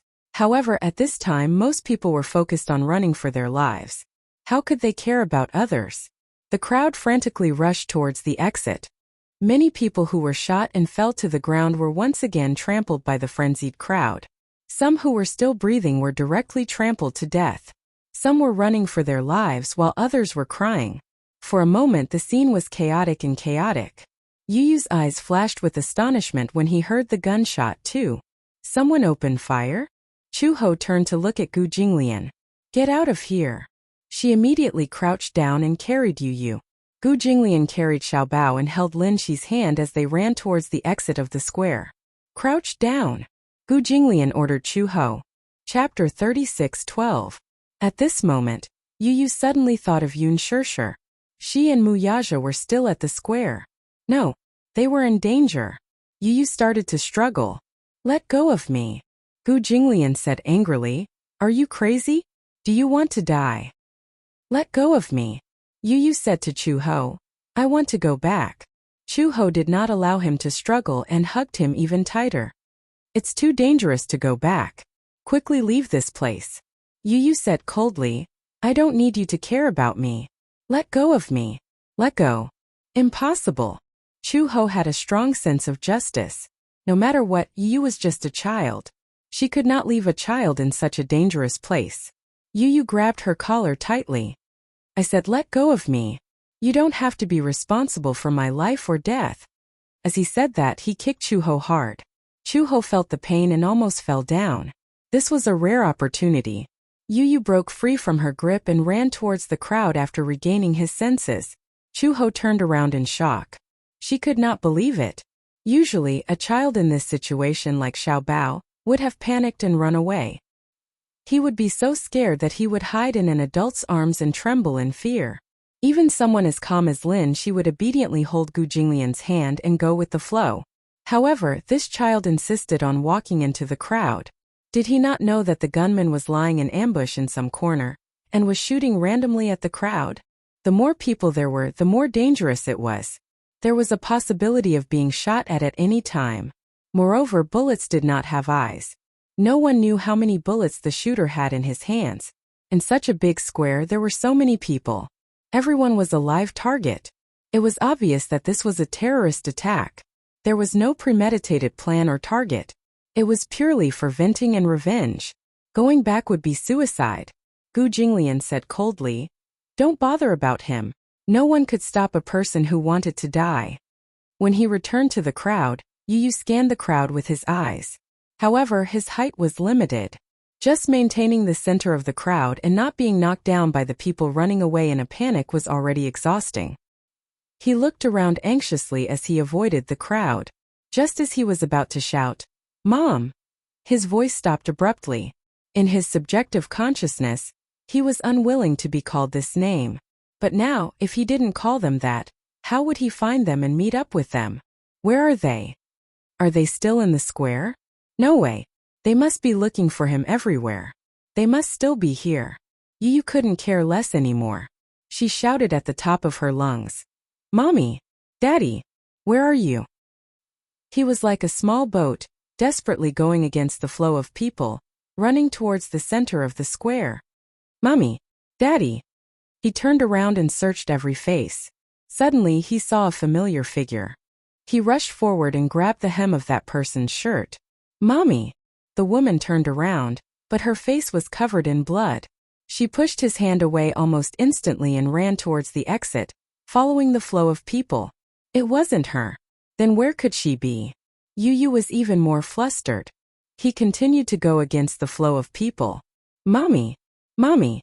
Gradually his voice sounded like he was about to cry. He looked around helplessly. The lights on the stage were off. The square was plunged into a deathly silence. Chapter 36:13. Mommy! Yu kept searching in the crowd. He did not dare to look in one direction as he was afraid that he would miss something.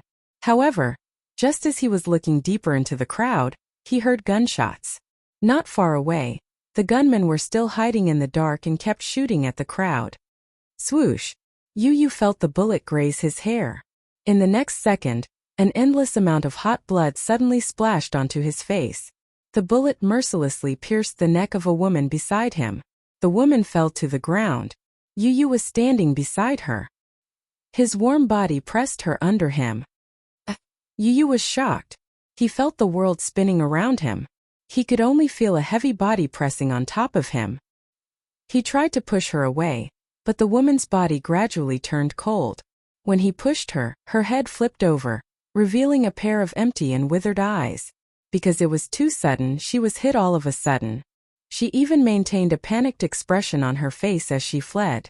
There was no sign of life. Her face was as white as a sheet of paper. Her dark eyes were like an endless abyss that could swallow him up at any time. There was a bloody hole on her neck. The bullet had penetrated her neck, and there was an explosive wound. The hot blood kept flowing on his body. It was sticky, warm, and smelled fishy. Yu was so scared that he could not speak. It was not that he had never seen a dead person, but he had never been so close to a corpse. He could even see from the woman's eyes how helpless, hesitant, perplexed, and uneasy she was before she died. Yu struggled for a while, but due to the difference in strength, he could not push the corpse away. He was gradually out of breath. Mommy! He was extremely anxious. He was worried that Yun Shirshir and Muyaja would meet with mishap during this time.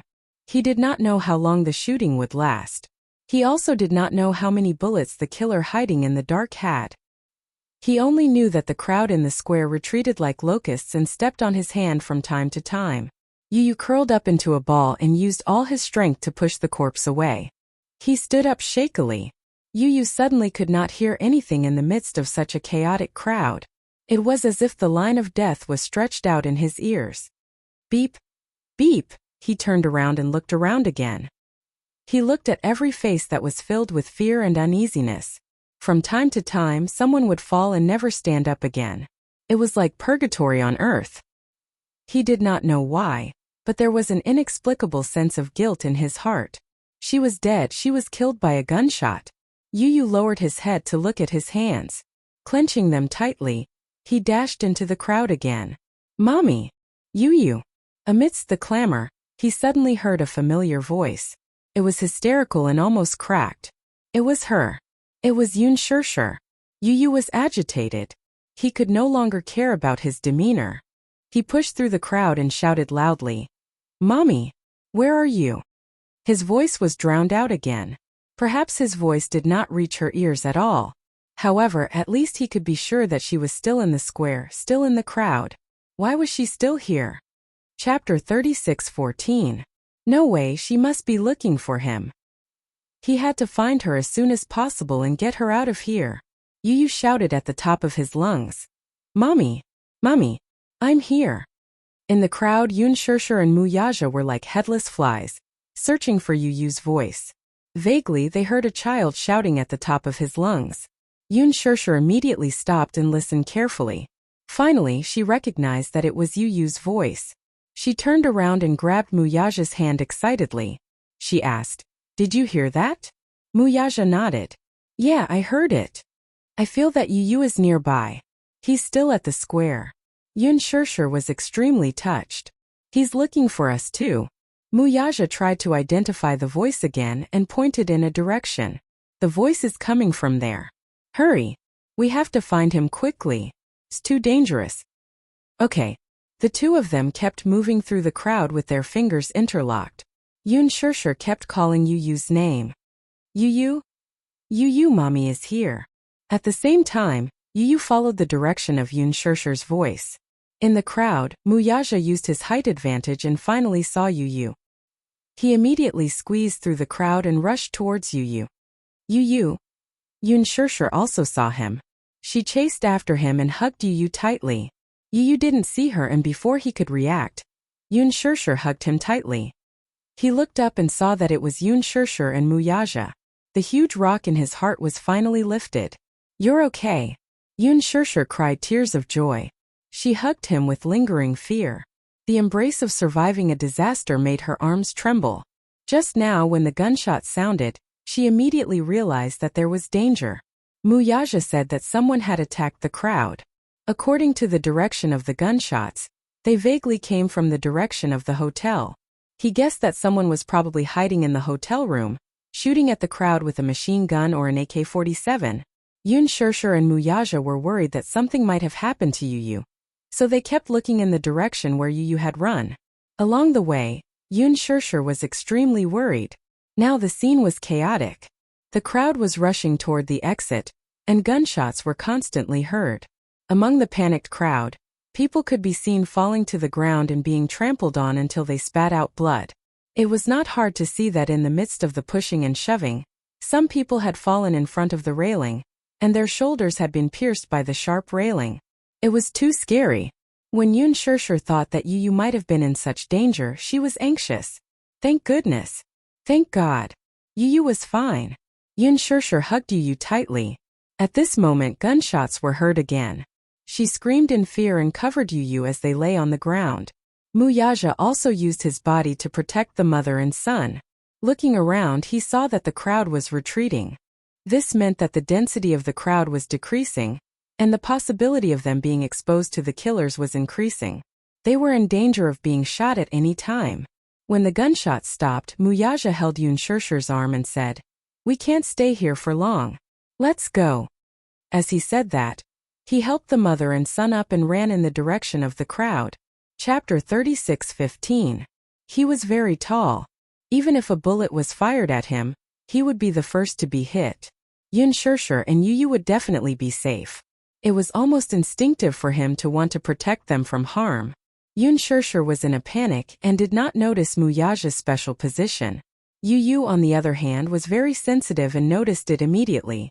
Muyaja was protecting them. Yu suddenly felt a strange feeling in her heart. Touched? Guilty? Mixed feelings. Let's go this way. Muyaja pulled Yun Shirshir's arm while Yun Shirshir protected Yu. The three of them ran towards the crowd.